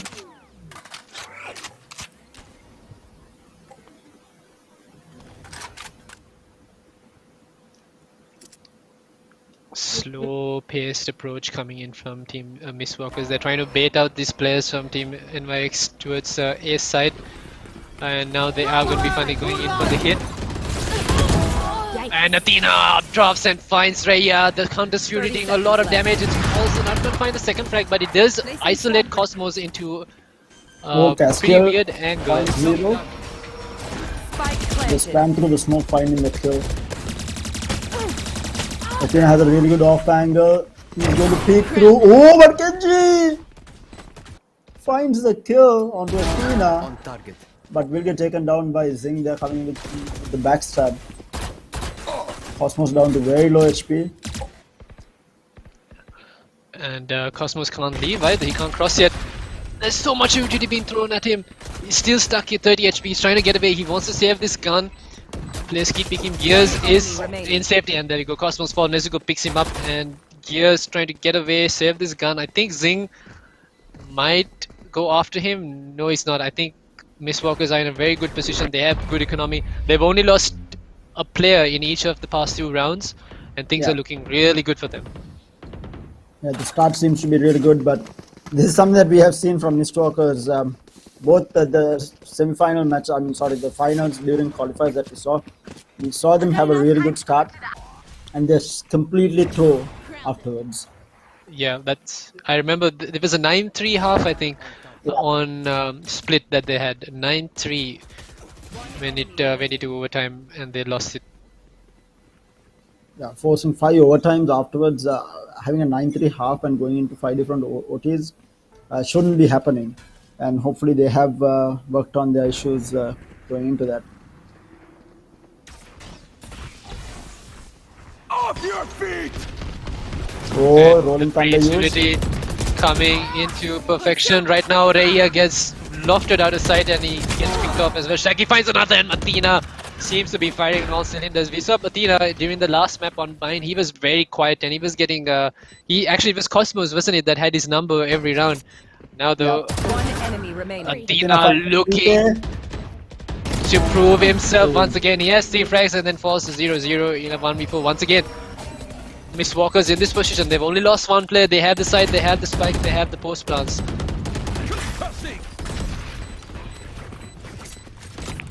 Down to the last man. trying to look for some exit strikes. Not going to be able to find it though, because the attack team is going to be moving through A main and getting out of sight for the spike to go off, and it is going to be Zero being able to save his weapon.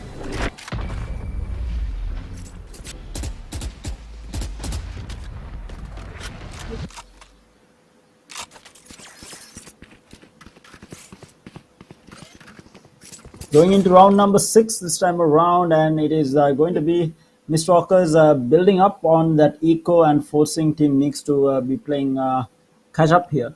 But they do have 2 rounds under their belt, and the operator comes online yet again for Kenji. Yeah, Let's see what they and can do.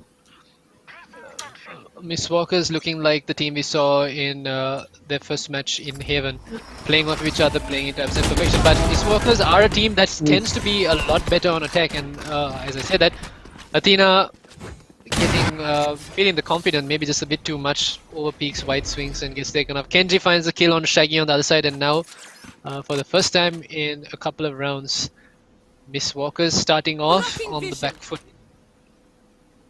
Yeah, it's a 3v5 already with those initial couple of picks, and now they will have to work it to be able to find a kill here. And again, we do see Reheya holding down a site here on the Killjoy.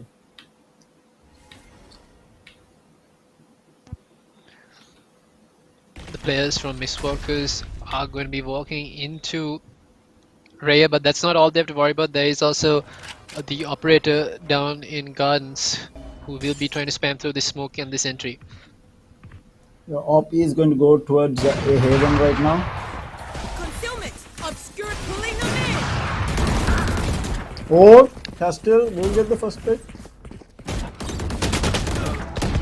30 Reheya seconds good for left. one, looking for more here. Spike down A. Cosmos gets One another, enemy remaining. and he gets the 3k to Face finish one. off the I round. kill him!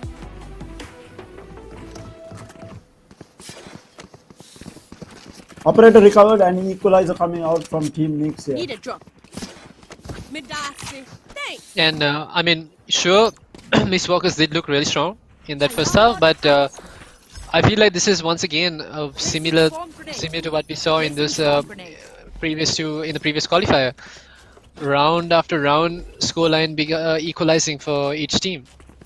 It's very close. Are we going to see another double OT, maybe like a triple OT on all 3 matches?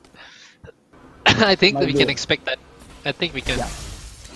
For sure, I think both these teams have each other's numbers. As I say, that Kenji does find a pick and he finds the next as well. The trades have been happening, and now again it is going to be putting the rest of Mistwalkers on the back foot.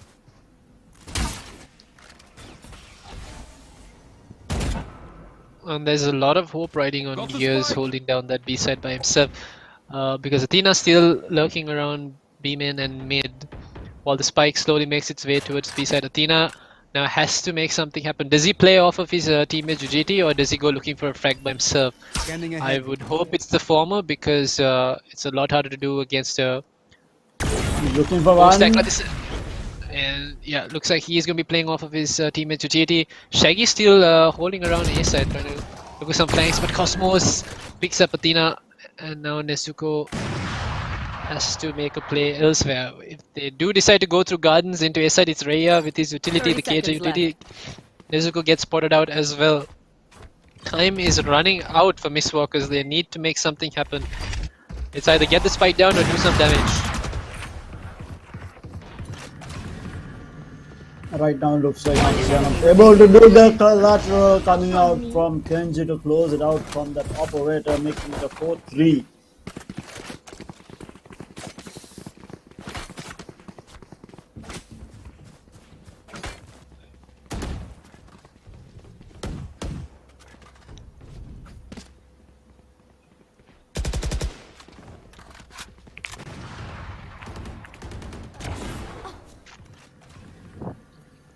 The final shot here, Kalat just lining up for him to shoot them down.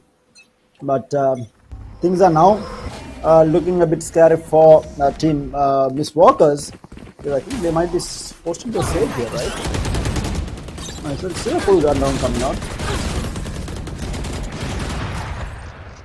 Full control of ASAC has been taken, and they are playing for the retake on the hands of Raya's lockdown. And breach utility, the aftershock does take out Spike the planted. defender's lockdown, and the attackers still have their lockdown to play with as well. Raya on You 10 want to HP has to fight back away. This gives enough time for Miss Walker to reposition, and there's the Astral divide as well to reposition, but in the meantime, Zing has fallen out on mid. KJ makes sure of that. Nezuko playing in this weird angle through the cosmic divide in down S5 two. 2. One enemy remaining.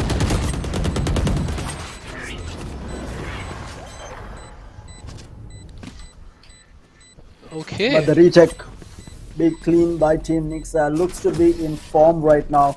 Especially Nix on that jet has been popping off this game. Getting multiple operator pickoffs, then using the blade storm and getting those kills, switching into a rifle, getting another. I think that was a 3K from him in that round, I think. Yeah, that was a 3K on the round for him. Yeah, And first save round yeah, now this- coming out from Miss Walker. yeah, no, it seems that the aggression or the fast-paced play that Miss Walkers had seems to be getting cut short Get out of my by way. Team Nix. Yeah, they seem to be having the number right now, and again, Kenji has been the man getting these initial pickoffs that needs to be stopped from Miss Walkers if they need to have a chance. Utility being used to disrupt him, at least for the time being, does get smoked off. And Kenji Spike yet down again mid. finds a pickoff onto Zeng. Castle is going to be there for the trade onto Kenji. Zero will tap Nezuko, making it a 3v4 still in favor of Team Nix here.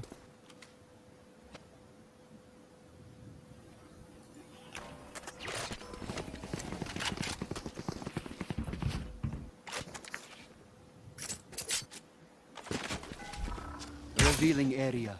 Again, they are trying to work the map, look for this, because which they haven't been finding. There has been very little given away from the side of Team Nix.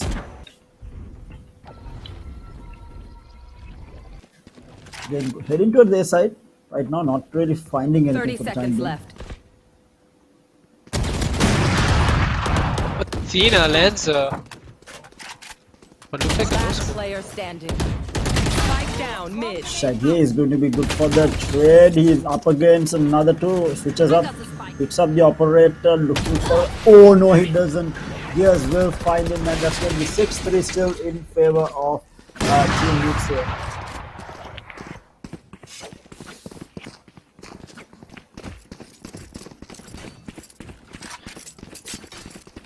The problem for Miss Walkers here has been the fact that they have the utility to execute into site, especially since they have brought in that breach. The problem has been that they've had a player whose utility they rely on falling off in the beginning of the map at a very random location, and that has been mainly because of this random plays that Team Nix have been doing. Yeah.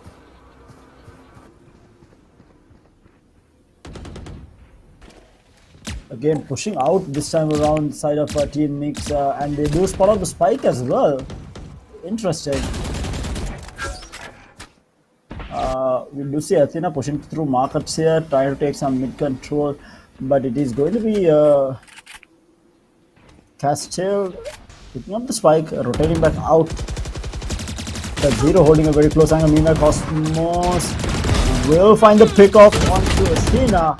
Wicket traded by Nezuko. Meanwhile, Gears is going to be good for another. Shaggy will trade Gears out. And trades happening left, right, and center, and making it a 3v3 now. Zero spots out one, doesn't manage to land the shot. Oh no, no. I'm pretty sure the information was given, right? Yeah, I think Casil did call it out that the operator was holding down that side, and now Raya in a good position to catch this players off guard. He's still in vines. Last player Kenji standing. coming in from heaven. Crossfire set up. Oh! 30 seconds left. Very close, but still 7-3 going into this 11th round. Things aren't looking great for Miss Walker. Yes, it is a defense favored, heavily defense favored map, but they need to get some rounds on the board if they want to have a chance on this defensive half. Momentum is key. And timeout called by Miss Walkers. Trying to reassess, they can bring in 2 more rounds and make this a 7-5 half, which wouldn't be which isn't too bad at all. Win the pistol rounds on the defensive half. And take the game. Yeah, we'll have to wait and see whether this timeout will pay off. This actually works in 2 ways. This is going to allow Mistwalkers to re-strategize as well as break momentum on the side of Team Leaks as well. Yeah, and they haven't found a solution to this aggression that has coming from next, the defense side aggression. Pushing out of A main, pushing out of mid, pushing out of B main. Yeah, and I think majority of that credit has to go to Kenji here on the Jet, who has been absolutely insane. 13 frags already under his belt. Getting those initial pickoffs almost every round.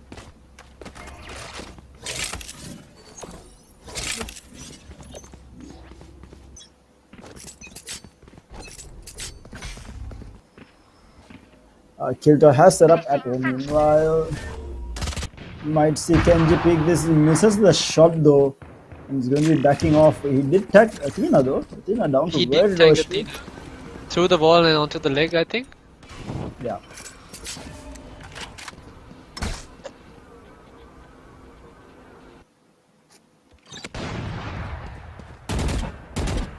Yes, finds Shaggy in the meantime, all the way at mid. That was Catwalk.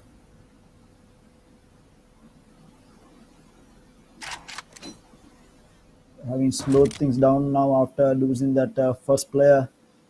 It will be a slow entry coming out from them. Concussion is going to be used.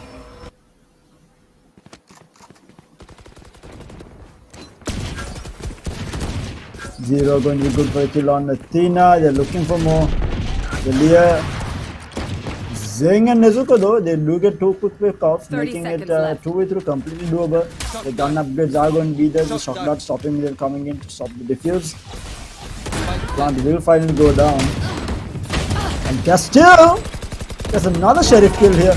And oh my god, the reload, but the crossfire coming out and missed Walkers finally get their last round in the half. Land some points on the board here, making it 7-4 and last round on the half. So if they can make it to 7-5, they should be really happy since they were on the attack on Ascent.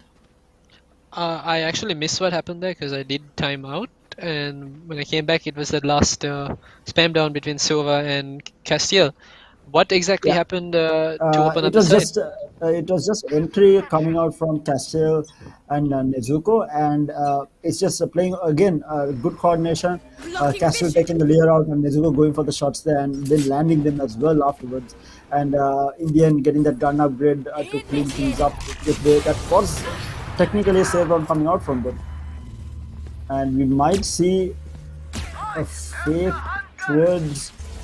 Yeah, it's a full fake towards B side with this lockdown, and the rest of the players are going to be moving towards A side. Will they catch it out though? And will Kenji find another pickoff at mid?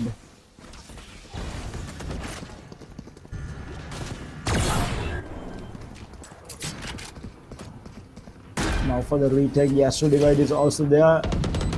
He is going to use it. Astro Divide is going to get popped. Nezuko using up all of his utility to try to buy some time for Miss Walker's. Castiel does find gears as well, and now look at this pushes that Nezuko has, and Castiel is making things happen. He's already found 2. He's just walking and looking for these frags. I think the divide's about to go down. Will Nezuko get caught out? No, he doesn't, because he falls down and puts out a flash. Raya does find Shaggy though. Last player standing. And Hunter's Fury should close out the round for Miss Walkers.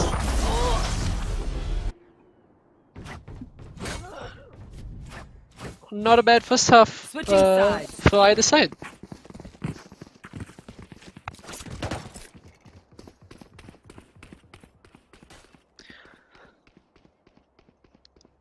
And now Miss Walker's on the defense. They have a lot of utility to buy time as well. The executes from Team Nix have to be perfect because you have a player on the side of Miss Walker's on each site or each part of the map that can buy a lot of time for the team. Best case scenario for Miss Walkers right now, they win the pistol round, win the bonus, and equalize the scoreline and make things hurt for Nix as well during their buy round. A timeout has been called. It seems to be a... Is it a tech pause? I think it is. I think Athena has timed out, and I think it's also Terra who's gone, so island-wide disconnect coming in.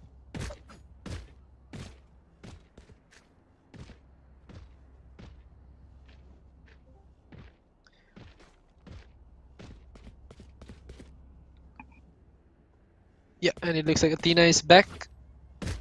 Game will be able to go ahead.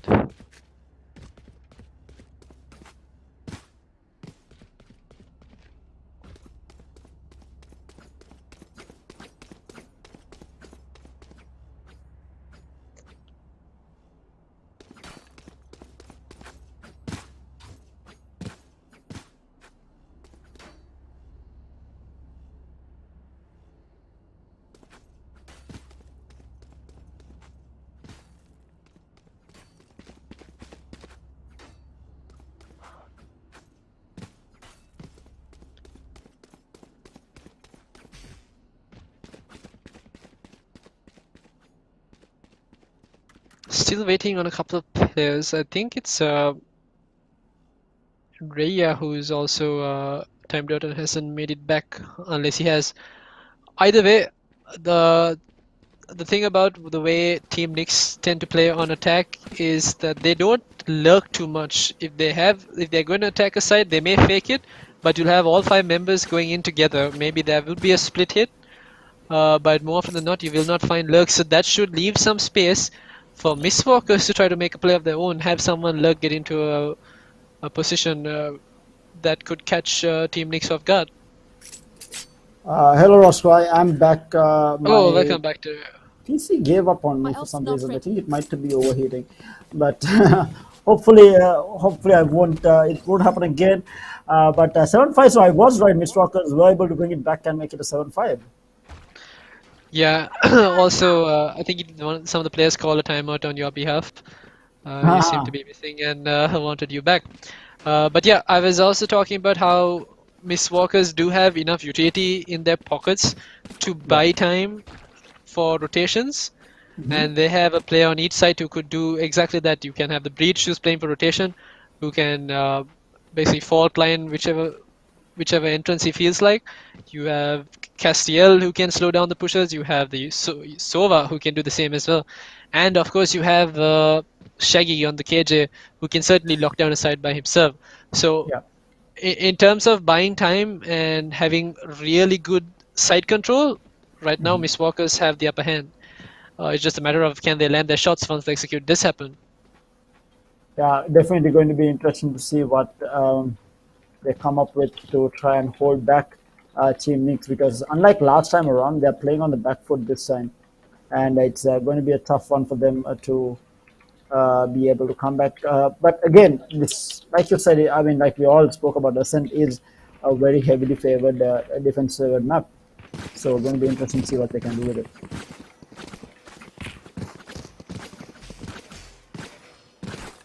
We are still waiting for the game to start. Yeah, we are going on the way here. It's going to be a fast hit into B side here. Zero does manage to take down Castile. So that's already one player down on the side of Miss Walkers here.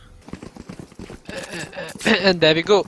Team Nix hitting a side altogether. All 5 players were there, no lurks. And Miss Walker's slowing down the push as well, forcing Team Nix to try their luck elsewhere on the map. Yeah, slowing it down again. Now they are going to be walking through mid. It's a good fake coming out, but Athena holding a very good angle here. Will he find the pick off onto Cosmos here? Cosmos does get spotted out, and it's Athena gets the kill, gets taken down to 12 HP, manages to dash away. But making it even now. And look at this. Raya. Raya started this one. Athena getting, once again, not something you'd want him to do. Knowing he's on low HP and knowing that his team still need this advantage and really need this pistol round. But in terms of Nezuko playing for the rotation, look at that. He's still in spawn. His fault line did slow down the push into his side, and Team Next getting to side. They've already found 2. This is where things could fall apart, and that's exactly what is happening. Yeah, that is Kenji taking out Shaggy there again. This is the man who has been carrying the team right now. Kenji just popping off during defense and even on attack right now, finding multiple pickoffs. Has been playing extremely well. Athena, massive mistake to make just because he knew where the Taran was as well, because he did get tagged initially after he got that prospect and decided to repeat that on 12 HP. I don't think that was the play. I mean, he could have waited for his teammate in another area of the map than just die into the Taran there. Yeah, it costed his team the entire round. Yeah. And knowing, I mean, they're not in a big round deficit, but you still want your players to not make too many mistakes to that now. Nezuko was there to support with the supporting utility for Shaggy, but Shaggy has already fallen, and once again Athena going out past the smoke. But Zing managed to take out Kenji here. Danger Man out, and we do see another Cosmos taking out Castiel down to the last man, Zero. Going into Zing, the crossfire coming in from both players, and that is going to be the buy round being won by TNX with minimum damage being done to the eco here. Mistwalkers in all sorts of trouble right now. They obviously need to win this round to have a chance. I feel like if Team Nix wins this round, I feel like game number 1 is going to be theirs. Yeah, that seems to be the case as well. I mean, you can't let the game get away, because this is not what we were used to seeing. It was a much closer game when it came to the qualifiers, and it seems like Mistwalkers have kind of dropped the ball a bit, not playing at the pace and intensity they were before. I say that, and Zing's found a pretty unnatural kill at B mid. I remember a certain game where I think it was Mistwalker, Zing holding down an Odin at B here and just getting multiple, and even Rahaya just gets attacked down hard here, down to 41 HP. The Odin spam, what can Team Mix do about this? Cassia takes out, does spot out one player, but that's going to be it. Owl Drone trying to get some information of anyone lurking through B main here, not finding anyone. Athena is going to find Cosmos with the run and gun, not going to be good by KG. Finds a kill onto Athena, and they do take control of a side the flower line, doing the damage, and Zero will take out Shaggy as well. That's making it already really bad for Team Mistwalkers here, down to the last 3, come back again, retake against 4. Shockbot doing a little bit of damage here, still not finding a kill. The Odin spam goes through, Zing finds one, but is he going to expect another player to be playing hell? Is going to be the question. The crossfire is going to be there from Cosmos, finds the kill on to Castiel. But one enemy remaining. Zero with the pick off, and the Cosmos with the crossfire will clean it out, and that's 10-5, and Mistwalkers on their map in all sorts of trouble here.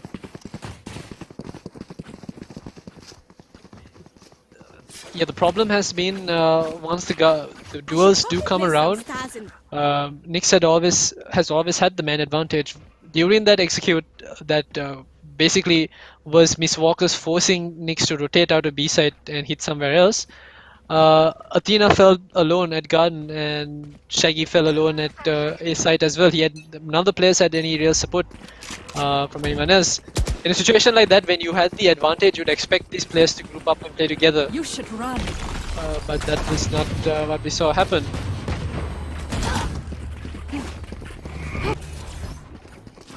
Kenji already taking down Shaggy, that skills are pretty down on the side. A lockdown place, and the P coming through from Kenji, going to be good for the spray, will take out 2.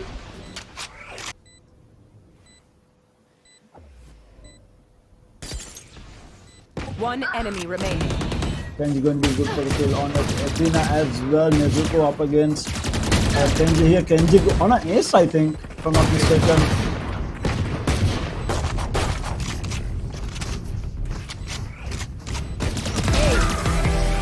Yes, it is going to be the ace from Kenji. The team was trolling a little bit, trying to get Kenji that kill.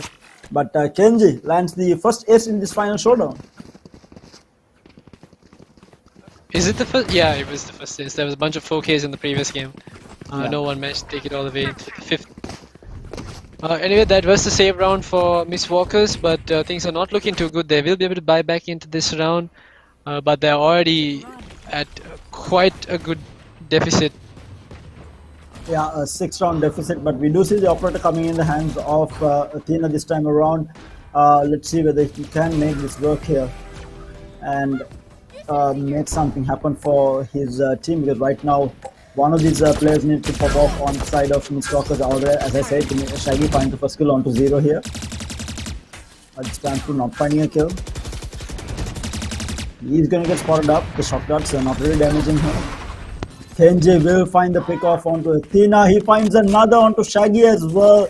This man is on something else right now, just going in and killing everything right now. Hunter Fury comes out from Zing here. Does manage to find Gears. Down A.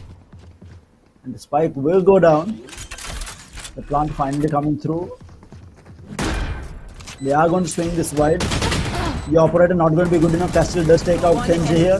Down to the last man. It is just going to be the solo survivor. Heya. He does manage to pick off one on defuse. Gets smoked off. The stuns are going to be there. The gravity pull as well. And Castiel will final clean up Rahaya. And that is going to be Miss Talkers coming back. Round number 6 on the board for them. But a massive mountain to climb right now. 5-round deficit they are at, and obviously Team Mix is feeling good about themselves. They're just 1 round away from getting into that critical 12 round number 12. Yeah, and once again, the way those players got caught out was, I mean, it was unfortunate. Athena standing in garden couldn't. I don't think he even got a shot off the operator when 2 players swung him. So you kind of want Miss Walkers to move away from that playstyle, kind of want them to do something different. And I think that's exactly what they're doing, leaving Jet to play mid, and there we go, the impact has come in already. He finds Nyx in mid, and you have the other 2 players playing, doing up on the other 2 sides. Yeah, and the other thing is that is as much impact as you can get, because Nyx has been the top fragger for the team. He has been the one popping off for Team Nyx here. Cosmos did manage to get a cross off that fake smoke there. And he might get a pick off here. The blind goes through. Nezuko is going to stun it up. He does get gravity pulled here. The hunt begins. And meanwhile, we do see the astral divide coming out from it's a defensive astral divide, right? Yeah, it is. It's a defensive, yeah, not to allow entry into A side, but B side could be wide open, and Miss Walkers cannot hear what's going on in the map because of this. The second they start getting into B main, there should be the call out, and there we go. Rotations coming in, smoke to block the entrance as well. And 30 seconds left. Singh stationed on side. He does have support from Castiel, who does run into side. Now the players of Nyx finally get into side, and that dart is going to spot out Athena gets tagged out. Unfortunate, and the second one as well. Nezuko goes down. Castle is going to be good for the kill. He gets another as well. Cosmos Kings, he gets another. 10 seconds left. Last player standing. taken out, and now down to the last man, and that is going to be Zing getting taken down. But that Sova dart, holy moly, tagging out both players, getting Cosmos an easy 2k there, and finding the kill on to Castiel as well. Match point for Team Nyx here on this game number 1 of this BO3 quarterfinal match. Forcing Miss Walkers into yet another very broken buy and match point. This is not looking good at all. They did bring a save round back in the attacking half. Can they do the same here? Even if they do, it's a very long, steep hill to climb to get themselves back into this game. It definitely is. I mean, Kenji Abdurrahman trying to find some kills with the knives here. Going to go into the side. So much of utility to get through here. Vahaya with that Sheriff trying to defend the side here. They do for Castle swings right. Manages to get him down, but Gears is going to be good for the trade. Athena finds one. Nezuko finds Kenji as well. Trades are falling left and right, but this is a really good save coming out from Miss Walkers here. And now the Rolling Thunder stopping the plant going down. Everyone stand up. Shaggy finds Gears here, and Shaggy will find 0, and that is Miss Walkers taking round number 7 under their belt, but still match point for Team Nix. I mean, things look dicey. That was the save round, and from this point on, Miss Walkers cannot afford to make a single mistake. Every buy round has to be absolutely perfect. They can't have any players going for any solo players unless the entire team is relying on the play and playing off of him. That they cannot. They need to be really careful with this if they want to have a chance in this game number 1. And mind you, this is their map, so Mistwalkers really want to try and force overtime here and not lose the map right now. And again, we do see players stacked up at A main here on the side of Team Nix. It might be a fast ace coming out from them.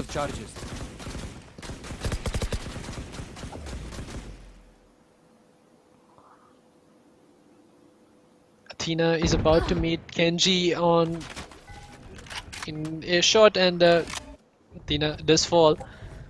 Now Team Nix have actually cut noise, and Kenji has dropped off as well, so it doesn't look like it's going to be an A hit, but this is actually going to be a 5-stack A hit, and there's only so much of slowing down that Miss Walkers can do right now. They still have no idea where this is going to come from.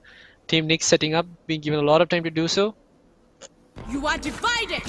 As so right goes out, that's aggressive attacker side. That's so divide, and they will take control of the site. And now the 30 lockdown seconds left.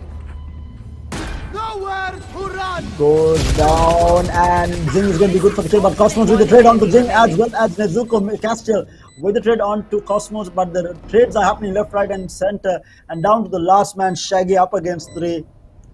Placing sentry. Seems to be all but lost. One.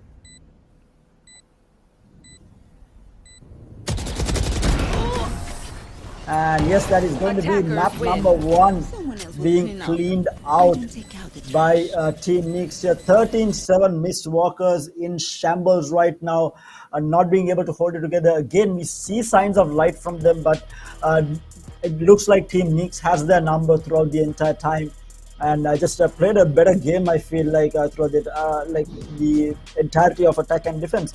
I thought on defense, Mistwalkers will be able to pull something out, but like you said, I think Mistwalkers perform a lot better on attack. And then finishing 7-5 on attack, they were in for trouble going into that defensive half there.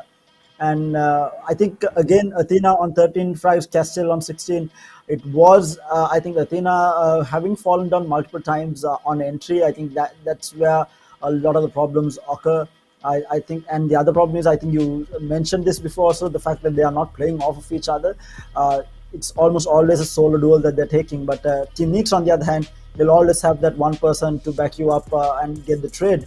And Mistwalkers not having someone to trade off, I think, was the biggest problem, and getting picked off across the map that led to the defeat on map number 1. But having said that, decent game coming out from both teams. I think Team Nix performed really well, and now Breeze is going to be the interesting map because this is Team Nix's map. They picked it up. I think I saw them playing once on Breeze. I can't remember what against. It was against Chloe. It was against Chloe, right? And Chloe did win that, if I'm not mistaken. Yeah, it was close. It was a very close match, but Chloe won it in the end. Yeah, very close game, and Chloe did manage to come out on top. So it's going to be interesting to see what Mistwalkers can do to put a stop to the domination that Nix has had over them. They are coming off of a 2-0 in the qualifying finals last weekend.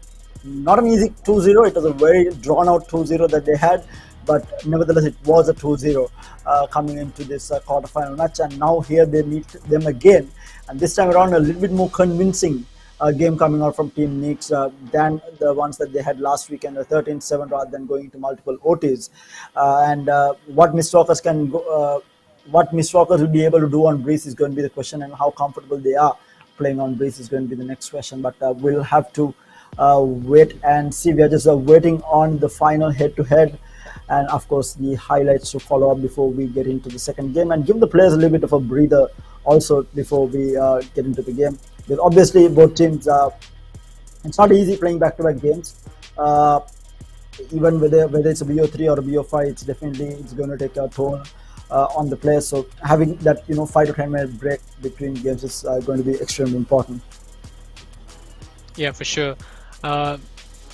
So far from what we could have gathered up, Miss Walker is not playing in the synergy we are used to them playing in, which is what it's explained in the scoreline.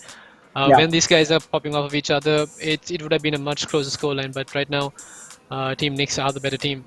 If there's anything that Miss Walkers can do during this short break is to mentally reset, talk things through, figure out what they're going to do on Breeze, because we haven't seen them play Breeze either, and they have to know that Nix is a good team on Breeze. They know what they're doing. So expect to have these aggressive pushouts on Breeze when Nix are defending, and expect to not have any lurks when they're on the attack as well. So Team Mistwalkers have a lot that they can work with regards to just WOD reviews and stuff as well. They have to be able to win this map to take it to third if they want to progress in this showdown. Yeah, that is for sure, because this is a straight up knockout bracket. So tournament life in the balance for Mistwalkers in the next game. Team Nix are obviously very comfortable now with one win under their bag. They can afford to drop the next map, but obviously they are looking to make this 2-0 going into this map. And with that, we do have the head-to-head between the two top players. It is going to be Kenji versus Castiel. And 5 first blood, this is where the key is. 5 first bloods on the hands of Kenji. This man, absolutely insane on his jet, has been popping off, whether it was on the operator or a rifle or just holding down sights in attack or defense. He has been extremely good. And Castiel, we did see signs of life coming out from him during a couple of rounds, but just not being able to do much. I mean, you are an Astra, and if you're top fragging in the team where no one else is fragging higher than you is a bit questionable, because Astra is the one who sits back, laying down the smokes, concussion, just allowing her utility to do the work for the teammates. And if your Astra is the one who is top fragging in the lineup, then obviously there is something that is not working out in the rest of the team. So hopefully Mistwalkers can address this, but until we do get into that critical game number 2, we'll be heading into a short break. Enjoy the highlights until we are back with game number 2 of Mistwalkers versus Team Nix.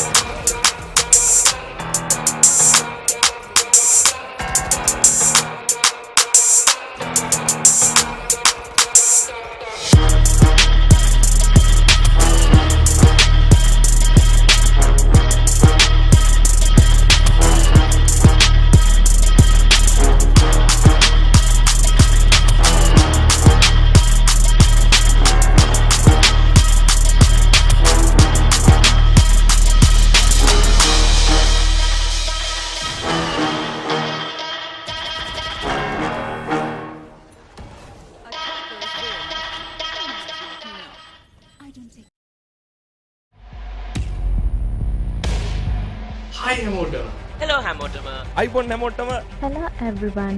October 5 වෙනිදා පටන් ගන්න Calyx Influencer Showdown තරගාවලියේ ආගේ team එකට මගේ team එකට මගේ teams වලට support කරන්න. අපේ ටීම් එක සපෝට් කරන්න අමතක කරන්න එපා.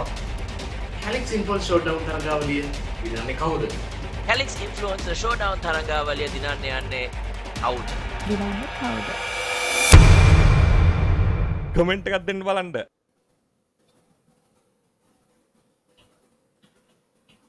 Hello and welcome back, ladies and gentlemen. You all are joining us for the Calyx Influencer Showdown, Sri Lanka, the final showdown between these top 8 teams that we had. We already have one team getting knocked out. It was UG Union Gaming in the previous quarterfinal match against NM Walkers, and this time around we have WG Miss Walkers taking on Team Nix here. And Team Nix did close up that game number 1 in very convincing fashion, 13-6, I think, 13-6 or 37, I think, if I'm not entirely mistaken. But it definitely was a very convincing win coming out from them. And now heading into a map that they are very strong on is going to be Breeze, their pick as well against Mistwalkers. We really haven't seen Mistwalkers on Breeze, and it's going to be interesting to see how they play up. And of course, joining me is going to be Roscoe. Roscoe, thoughts on Breeze? Do you think Mistwalkers can put the fight to Team Nix, or do you think that Team Nix will be able to run away with this? We haven't seen Mistwalkers play on Breeze, and there has been a lot. I mean, there's been a lot of games that we've seen Nix play on Breeze. So right now, Mistwalkers should have the advantage if they have done their homework. But it's really hard to call right now. Team Nix carrying the momentum, carrying the gun, basically the gun game. They are winning all their duels. They're barely losing any 1v1 duels that they've taken. So it's hard to say. Hope Mistwalkers have done their homework, and hope there's going to be a better game, a closer game than we saw on the first map. Yeah, that is for sure. We are expecting it to be a close game here. Hopefully, we all would like to see a game number 3 here coming out from both teams. So hopefully, Mistwalkers do bring it and able to topple Team Nix with the domination that they've been having.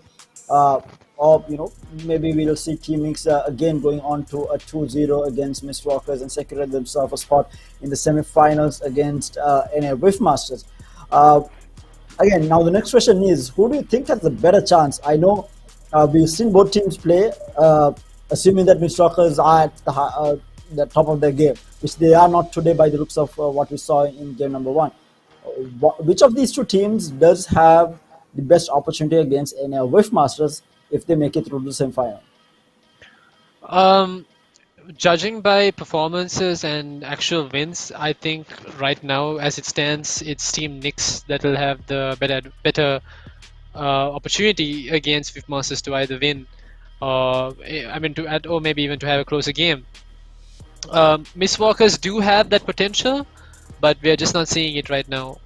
And hope they bring it online. Last time that we saw them really pop off was on Haven. I think it was against was it IWNL? I think it was IWNL. I think it was IWNL, but it wasn't just Haven. It was also the attacking half from Split against the previous match against Nix. They looked really good, but they seem to drop the ball when they have the advantage, and that's been costing them. Yeah, and I think this might be also working in the back of their heads as well. I mean, they did throw that first game pretty hard on Split in that previous qualifying final, and that's got to have left some sour taste in their mouth after they went on to a 2-0 in that. So coming back into this game, obviously a lot to play for both teams. The tournament life hangs in the balance, 100,000 rupees in prize money, and of course the chance to go for those third and fourth place, because that's where like quarterfinals, if you're out in the quarterfinals, you're not making any money from the tournament other than what you already made through qualifiers. But if you want to add on to whatever money that you made through the qualifiers, you need to be able to get into that top 4 position. So obviously both teams with everything to play for right now. We're just waiting on both teams to get ready and to get into the agent select itself. sorry, in the meantime, a reminder, guys, we are going live tomorrow at exactly 10 a.m. Yes, we are not starting at the usual time, which is in the night. We are going live at 10 a.m. So do reserve your time slots. Get your popcorn ready because we are in for a crazy, crazy day of Valorant. So much action coming your way. A lot more matches to be played. Both semifinals coming up. The last two quarterfinals coming up.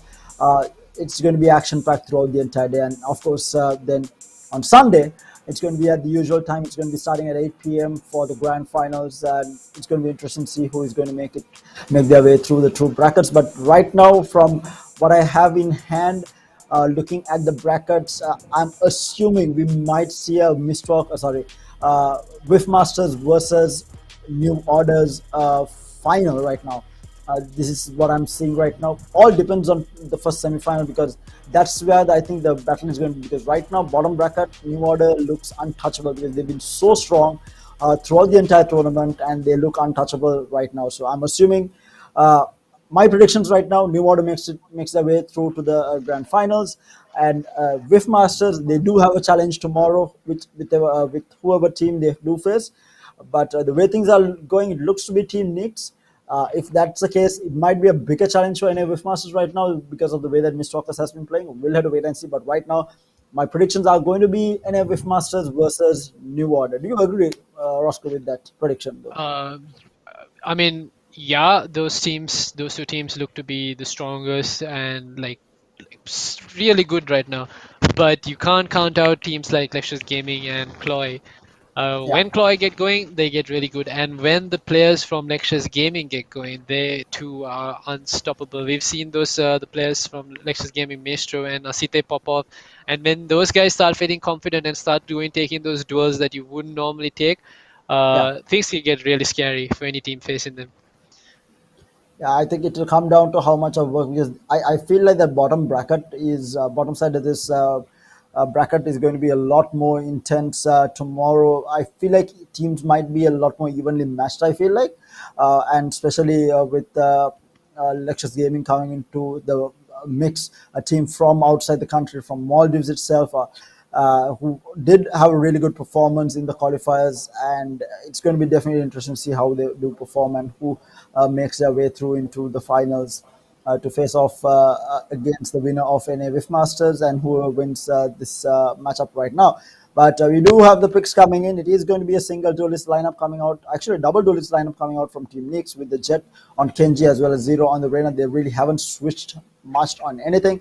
But on the defending side, we have Athena on the Jet. We have Zing on his Sova, Shaggy going to be on his signature Killjoy, the Viper coming out in the hands of Castile, and Nezuko again on that initiator kind of Sky here.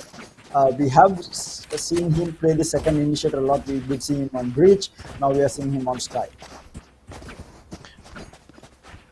Yeah, and he has been the player that's been playing for flashes on the team.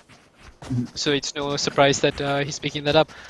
Composition looks pretty, pretty obvious in terms of what Team Mistwalkers do like to play.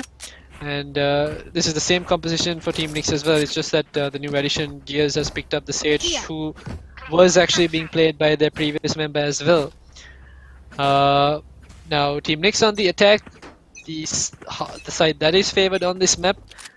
Question is, can Mistwalkers hold things down and not get picked off too early? Athena does do exactly that. He finds the kill on the Kenji, the instant headshot, and dashes away, playing for his life as the A split seems to be coming on the way from NYX, but it looks to be that Athena some good shots on. Yeah, he's holding down this execute by himself by the looks of it. He's just solo holding down A side, even though there's 3 other players on the side with him. Yeah, right now Reheya down to 16 HP, just trying to run away for his life. I think there was a little bit of intention here. Meanwhile, Cosmos on the other side will take out Shaggy, who was holding down B side here. Cosmos with a short flash is going to peek and take out Nezuko. Warrior led by him, and this is going to be B side control taken. It's going to be a 3v3 retake if the plant does go down. Zing. Spike planted. He's not going to be able to find a shot here. The plant will go down, but Zing is going to be good for the headshot onto Fierce. Now it's a 2v3 retake in favor of Mistwalkers right now.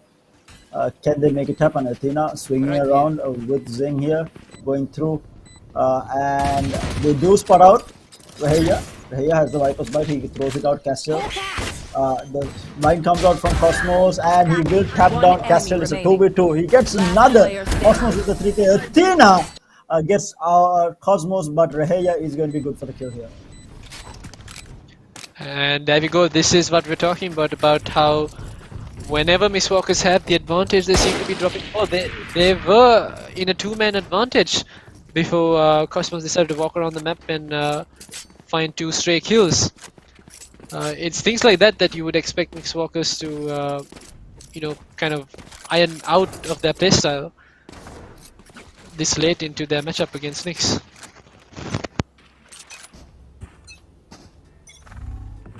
And we do see another A execute coming out from the side of Team Nyx here. Kenji already finding that first pick on to Zing.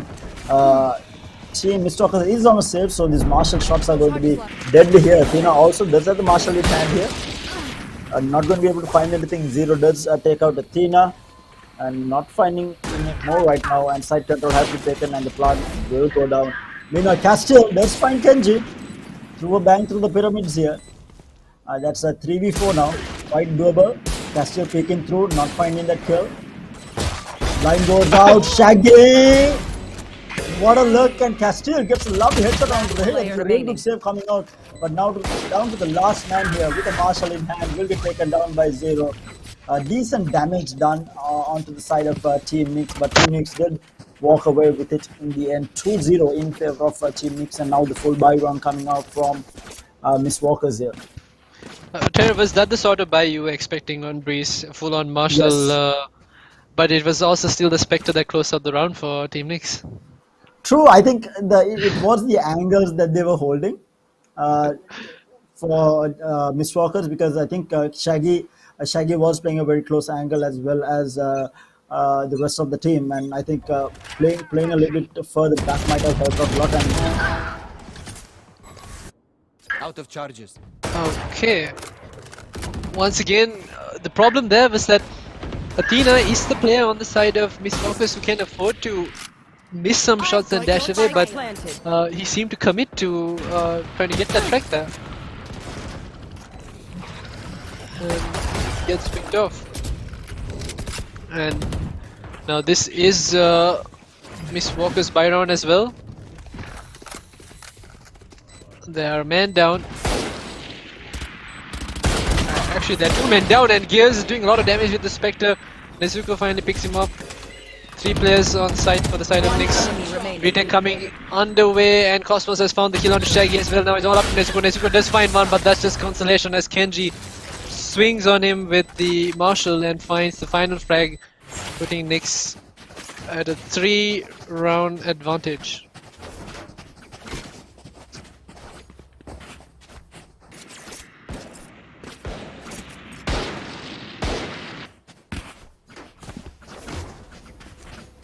hello? Yes, sir, can you? Yes.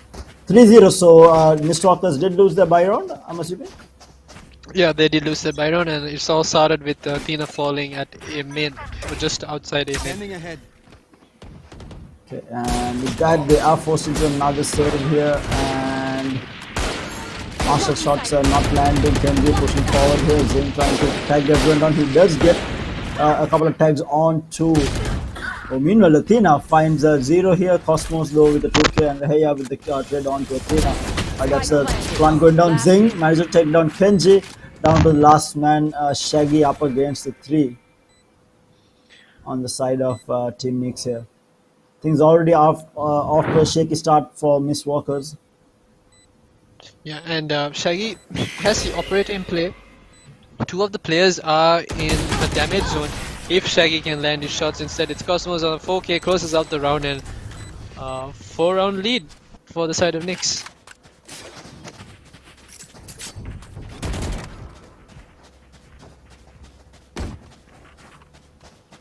That's a decent lead that has been taken already from Team Nyx here. But again, attack a favored map, but Mistwalkers in trouble if they cannot bring this back though.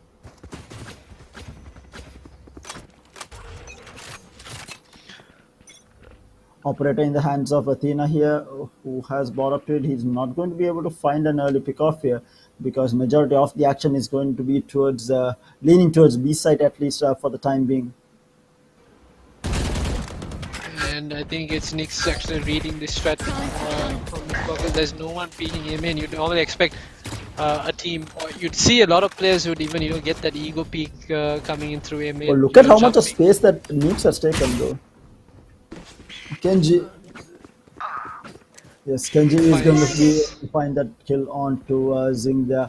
Nezuko will get a trade off onto Zero. The trade is going to be there immediately from Cosmos. And the tags coming here from Kenji, gets another here. Athena with that shot onto Gears, takes control. The blinds are going to be there. Athena stuck to the corner here, forced to do. He takes another though, the jump shot onto Kenji here. Getting pushed on the side from Cosmos will take him down. Down to the last man, Shaggy up against a 1v2 here. He's going to be pushing through doors here. He does get spotted out, gets stacked down a little bit. 30 the plant seconds. will finally go down. Exactly where is Cosmos holding the angle. I think he does have the advantage. Yeah, he does the flash, does spot Shaggy out. Shaggy's not fully flashed though. But this, yeah, they're playing off of each other. Knicks are not going to let him take this off. It's going to be contact made by Cosmos. And He takes out one they, by the trade. yeah, this is exactly what Mistwalkers are missing, playing off of each other. Even then, on that round, it was unfortunate that Mistwalkers had already lost 2 players by the time they did. By the time Knicks did properly hit A side, but Athena had to do a lot of work there, and he does. He did find 2 frags, but there's only so much he can do when there's a whole team rushing towards you. Yeah, I think that he was put in an impossible situation to take a fight that hard. I think he was up against 4 players there, and was able to find 3 in the event with that operator, but that was going to be it. Again, Athena with the blades on Gears will take down Castiel here. The abduct is going to come through from Kenji. Kenji does get taken down by Nezuko with the Spectre. The spike will go down. It's a 4v4 retake. But on a save, Cosmos does get taken down by the shot that Athena peeks through, will get taken down. Now looking for more, the blind is going to be good enough. Gears will take down Nezuko with that, and Shaggy will get taken down as the last man surviving. Cosmos with the turnaround 90-degree will take out Zing, and that is going to be 6-0 in favor of Team Knicks that are now running away with this game. And timeout called by Mistwalkers. Good timing as well. 6-0 the scoreline right now. If Mistwalkers want a way back into this game, or to keep holding on, they need to bring the rounds back right now. A 6-6 scoreline and them going on to attack is really good if they can pull it off. Yeah, 6-0. I mean, right now, Mistwalkers need to at least get a few rounds off here. 6-6 going to be a bit tough here, at least by the looks of what is happening right now. But at least make it like a 7-5 or even an 8-4 at this point, if possible. But things are not looking that easy. Yeah, and it's been the way Mistwalkers are holding down the side. The crossfires haven't been that great. Their retakes haven't been too good either. They're expecting someone on the team to look for free frags, an untradeable position sort of. And it has been Athena who has found a couple of frags that way, but I mean, the scoreline proves it, right? It's not gone their way at the end of the day. And with that, we do have Castiel trying to hold this down. Kenji already taking Nezuko down. Castiel going to be good for 1. He might find another here. Does get tagged down, but he's good for 2. Kenji taken out as well. He doesn't not get another bite off that. Castiel taking down 2, but the Reds is going to come up on to 0 here from Gears. Gears will take a Zing down, and it is going to be a 2v4, making it impossible for Mistwalker to take it down. How many of them that he can land? Athena takes the first kill though with that operator. He's looking around, not finding a kill here. 1 enemy remaining. And 0 will get the kill on to Shaggy. They are not going to be peeking. Athena by the looks of it, another Leah goes out. The prospect will come, the lovely prospect coming out from both the players that were holding down the side. Will clean it up, making it a 7-0 right now. And I think Nyx will be calling. Wasn't it? I think I saw Cosmos who had timed out down in Elbow, and it seems to be that. And now another half buy coming in for Mistwalkers. That was their timeout, and that was their round to win. Unfortunately, it did not go their way. Even though they had the Viper speed, so I guess they weren't really expecting Nyx to full on send. Zero already finding Athena here. Athena going down, and this is going to be A side open. Pretty much a fast hit coming out from Team Nyx here. Slowing things down, but a lovely shot from Zing there, and Mizuko also taking down Zero here. Making things even on this save. The shock dart trying to delay things. Now the shock dart goes through. A lot of damage done onto Cosmos, but not able to clean up the kill. Now it's going to be a 2v3 retake, and both of them fall in quick succession, and it's going to be 8-0 in favor of Team Nyx here. A clinical performance coming out from them, and Mistwalkers does not seem to have an answer right now. And it's always been First Blood going in favor of Nyx. It's been on either side that has been happening. But I think the problem here is that Mistwalkers are expecting Nyx to not push their smokes or their Viper spits, or these unorthodox angles, something you would call. But it is because Nyx are doing exactly that that's catching Mistwalkers off guard. And once again, Athena tagged. The hunt begins. They do pop the Empress here. Athena does get the kill on Reheya. They do go for another one. He does get blinded up. He's trying to run away with his drive. The knives come out, but Kenji is going to be good for the kill. The Hunter's Fury will take out Kenji though. It's now a 3v3. Empress going to get taken down. Zing good for 2k here. Spike has been planted. All three players on the defending side coming in through spawn. 2 players left on the side. There is a lovely crossfire setup here. Cosmos does blind at the right moment and will take out 2. What a play coming out from Cosmos. The timing was so good. I've seen a lot of Skies who have messed up their timing holding a flash like that, but things do seem to be working out in Cosmos' favor today. It definitely has, and the shots were on point coming out in the end to clean things out and making it 9-0 now.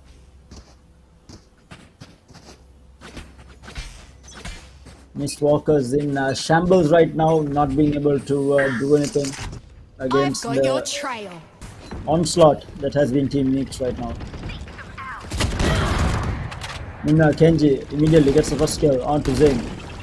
Athena trying to hold a close angle, but he does get blinded. Athena good for the kill onto Cosmos. Knives out, he updrafts, he's not going to be able to find. No, but he turns it out. He will get taken down by Shaggy. Nezuko finds none. But Gears is good for the 2 kills onto Castiel as well as Nezuko here. It's down to a 1v1 now between, 1v2. Shaggy up against Nezuko and Gears both. And the Reds will come off as well, making it a 3v1.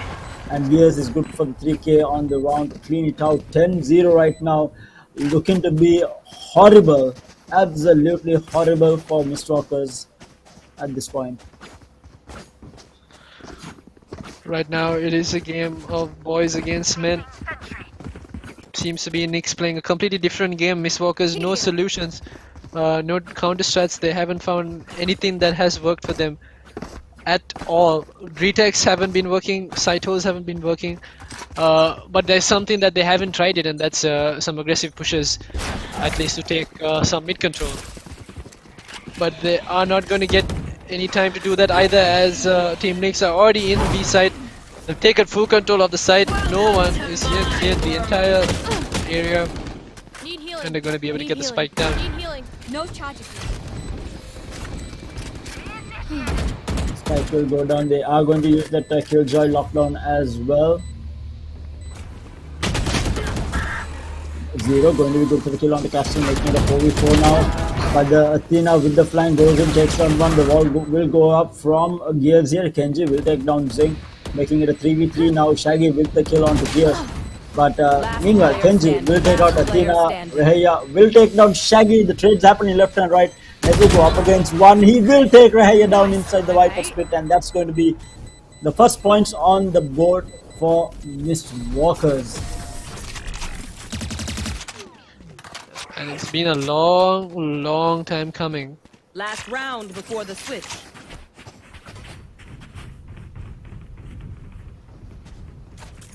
Yeah, might be a bit too late in the day for Mist Walkers, but let's see how much of work they can do with this. And it's going to be Zing again. Not that great in eco here. He will be going into a Guardian. We have Castell on the Spectre with the rest of the boys on the Rifles, and Athena playing a naked Vandal by the looks of it. Yeah, and no, he's not going to be going in for any aggressive plays either. Going to hold it down safe in A side, and this A split has been very hard to deal with for Mist Walkers. Team Mix running it down halls. That's exactly what they're going to do. They're going to get that door open and box the players in A side.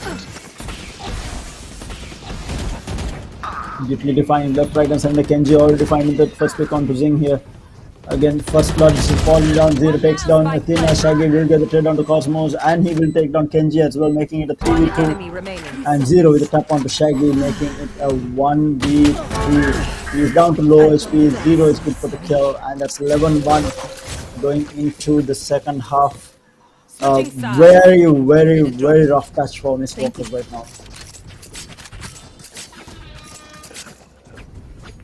Very difficult sight to see as well, but things can turn around.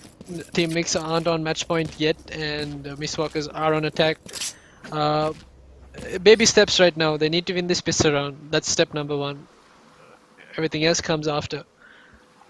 They could break this down into small wins, round by round.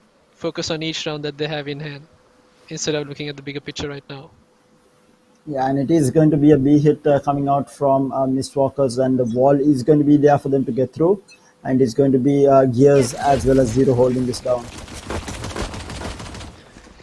That's Interesting wall, leaving him a little bit of space behind that. He will get spotted out, and he will get swung on by Athena and gets taken down. That's Control. Sander does get shocked out. 21 HP will get taken out by Zing, making it, and Zing managing to get another onto Reheya.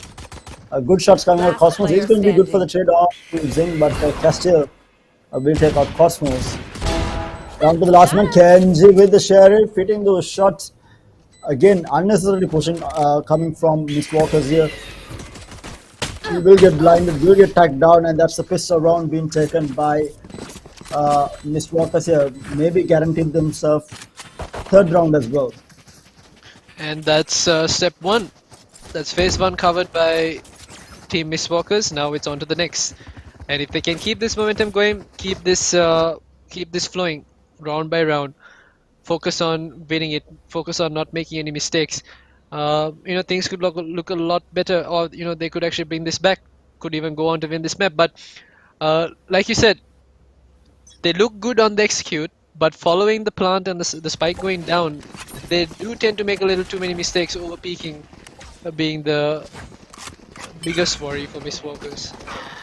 So this is a free control of B side here. The plant will go down. The rest of the team of Team Mix is playing for that retake, coming through the flank here. Who is watching the flank right now? That is going to be the question. Shaggy is there in a corner, but there is the information was given away here. But Shaggy does take out one, take out two. He gets straight out. Zing with the Aries will manage to put the kill on to Zero. Cosmos goes down as well, down to the last man. Reheya up against that 4 will get pushed down by Athena. That's 3 rounds on the board. It's 3-11 going into the 15th round, and now the buy round comes out from Team Nix here. This is where they need to be careful because they cannot, like, they are on a bonus, but they really can't afford to lose the bonus either. Yeah, they can't. Although what has worked for them right now is this aggressive pushes. Maybe what Mist Walkers are going to do right now is a little bit of a default by the looks of it. They have 3 players stacked up towards A-side, spikes in that general area as well. But what Nix are doing instead are pushing it down mid. They're going for that early mid control, and that they have it. Now this this is where things can get very scary for Mistwalkers. They've given up mid so easily that allows Nyx to dictate where they want to go or where they want to push Mistwalkers into going. I'm pretty sure they don't know that this is happening. Kenji has swung Nezuko, but the trade is going to be there from Zing with that Ares. So 1-for-1 trade right now, and the plant will go down all the way in A side. So the post plant now for Mistwalkers. How much work can they do? They do have backup site to play for.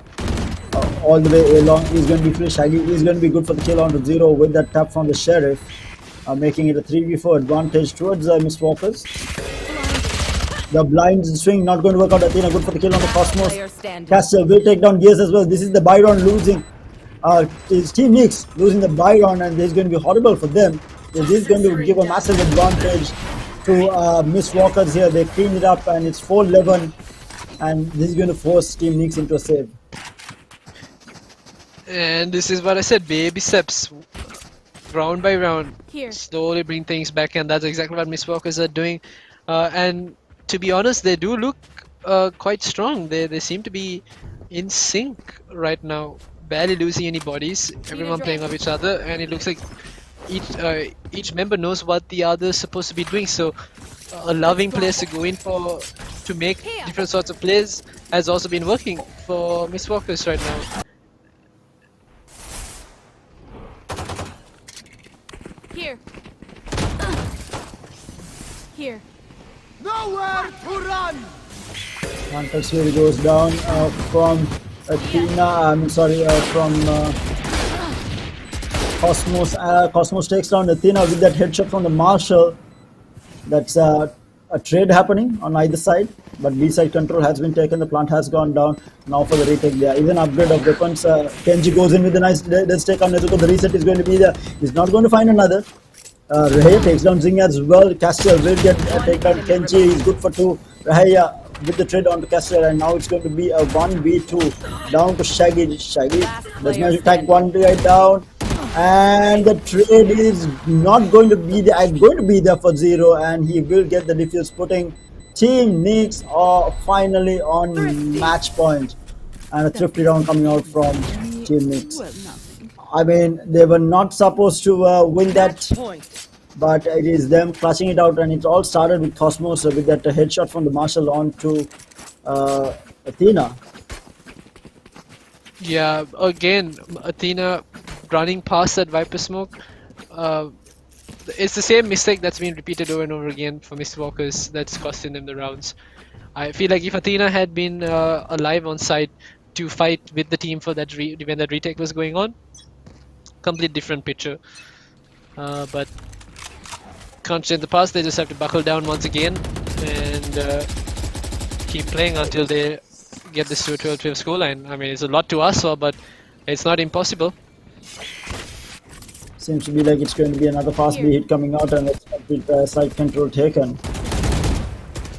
Here. Athena does get tagged. Meanwhile, Shaggy does take down 0. Numbers advantage now. Now the lockdown goes out from the defending side here. Sorry, the attacking side rather. And he's going in for rotation. Zing does manage to find ULCA. Kenji will take down Nezuko. Backstab is going to be there. Shaggy can go huge. He has to reload. He misses, but manages to land the shot. Shaggy almost messing that up there, but in the end closing it out. 5-12 right now. Match point still for Team Nyx. Yeah, Shaggy did whiff, but somehow managed to find the classic kill in the end. If those players in Nyx in tunnel turned around and took Shaggy out instantly, oh boy, that would have been scary. But now finally, once again, buckling down. Mistwalkers buckling down, finding the rounds that they need to bring this goal line closer.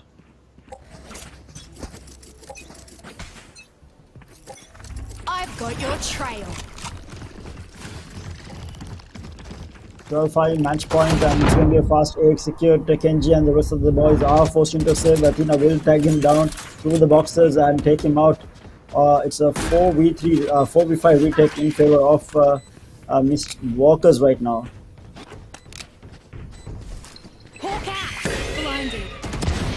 Quite blind. Athena does manage to dash out of that Meanwhile, Zing will take down Reheya. The picks are coming through. They are not going to be able to find anyone more here.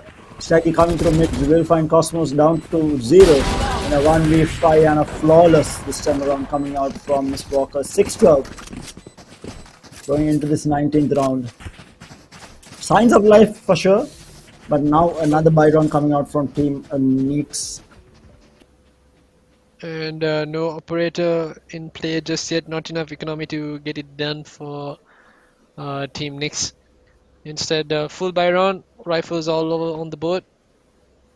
What do Nix do from here? Mistwalkers might slow things down now because they have been rushing in. It looks to be, they are still going to go with it. It's going to be a split coming out from them, going from mid here, looking for the angle here. Kenji will take down Shaggy here. And meanwhile, Gears does manage to find one, but Nezuko and Zing both are trading out. It's a 3v3 now. In favor, but 0 coming through middle, find. Seems to be closing this down. Is found 2. He has the Empress online. It's all up to Zing. Stuck on side. He does find one. But the trade is going to be there, and the defuse will come through, and that's going to be a 2-0 for Team Nix to go through into the semi-finals, which is going to be happening tomorrow evening. Very dominant game from them. Mistwalkers did show signs of life in that second half, but a horrible first half put them on the back foot throughout the entire game, and just the second half performance definitely not going to be enough to bring them back into the game. And mind you, all 6 rounds I think was won on that second half. Actually 5 rounds. They managed to win 1 during that first defending half, and that's just not enough to come back into a game just because of the amount of pressure that builds up having to play that far from behind. Having said that, massive congratulations to Team Nix for bringing down Mistwalkers 2-0 and in very convincing fashion as well, and they will be moving forward into the semi-finals, which are going to be happening tomorrow evening, and they'll be facing off against none other than Whiffmasters, who are the dark horses of this tournament right now, looking extremely strong. And it's going to be interesting to see whether Team Nix can give the challenge that is required to bring down Team Whiffmasters, who just brought down UG today in that quarterfinal match. And with that, you are looking at the scoreboard right now. 17 kills for Zing, Athena coming in with 17 as well, Shaggy with 17 as well. But this time around on the side of Team Nix, it was Cosmos on that Sky who did pop off. 22 kills under his belt, 0 coming in with 18 as well, Kenji with 16, and Fear and Reheya 12 and 7 each. Again, they didn't really need to do much. It was majority of the time it was 0 Kenji and Cosmos doing majority of the work or the heavy lifting on the side of Whiffmasters Team Nix. And Mistwalkers just not being able to perform on the day. I think they just fell apart after that first game and losing your own map and then going 11-1 on the first half. Just a horrible situation to come back from. And a tough game for them. Again, guys, a reminder that we do have the next semi-final, or rather the quarterfinal tomorrow at 10 a.m. It's going to be Chloe taking on a New Order, another banger of a game. New Order looking extremely strong, tournament favorite right now, going up against Chloe, who has mixed performance, to be honest. They're a very strong team. They have a varied performance. Sometimes they perform really well and bring down the likes of UG. Sometimes they don't perform at all and goes down to a lesser team. And this is what we have been seeing from Troy. Their performances have been lackluster, but cannot underestimate them. We are expecting a really good game coming out from them during that 10 a.m. semi-final. So do join us again tomorrow for that quarterfinal match between them, and then the last quarterfinal as well, and then the semi-finals. Both semi-finals will be played tomorrow, so we'll be going through tomorrow. The entire day is going to be full of war and courtesy of Calyx Sri Lanka's Influencer Showdown, and it's going to be the best of the best that Sri Lanka has to offer in terms of Warrant. And we are looking at the head-to-head right now. Zing with 17 kills and Cosmos with 22. Both players not having that many first, obviously. Zing not having any first bloods at all. Cosmos finding just that one. But I think the majority of the first bloods are divided between Athena and Kenji. Kenji on the Jet on the side of Team Nix. So that was how the game went. It's just that Neeks was just the better team on the day, and it's going to be definitely interesting to see what they bring to the table tomorrow in that semi-final match. I think we're starting that first semi-final at around 6, I think 6 or 4. I think it's at 4, if I'm not mistaken. That first semi-final match, if I'm not No, mistaken, but 6, right? Yeah, 6 o'clock. Okay. So the first semi-final match is going to be at 6. Going to be a banger of a game, but the rest of the two quarterfinals, the first one starting at 10 p.m. and the second one at, if I'm not mistaken, again it's at 1 o'clock. That second quarterfinal match for the day, and then we'll have a really short break between 4 to 6, if I'm not mistaken, and we're coming back with that first semi-final match at 6. So an entire day full of Valorant brought to you by Calyx Sri Lanka. And we do have that Calyx community competition happening as well. The Calyx SL best place this week, it was that. So if you have not submitted your clips, make sure to submit it into the Sri Lankan Valorant community page with the hashtag Calyx SL best clips, and stand a chance to walk away with some gift cards courtesy of Calyx, and have a chance to be featured during the finals of Calyx Sri Lanka as well. And I mean, in for a massive weekend here. Do grab yourself some popcorn, be ready. We will be coming back to you tomorrow at 10 a.m. But until we see you all again tomorrow, thank you so much for joining us. Thanks to Calyx Sri Lanka as well as the production team here. And Roscoe, you too, for joining me for the cast. I'm really sorry that I was not available for that first game, but hopefully that won't happen again tomorrow, and I'll be there throughout that entire day tomorrow to join you on the cast. But until we do see you all again tomorrow, catch you guys later. Hope you all have a lovely night and a great day tomorrow with us for sure.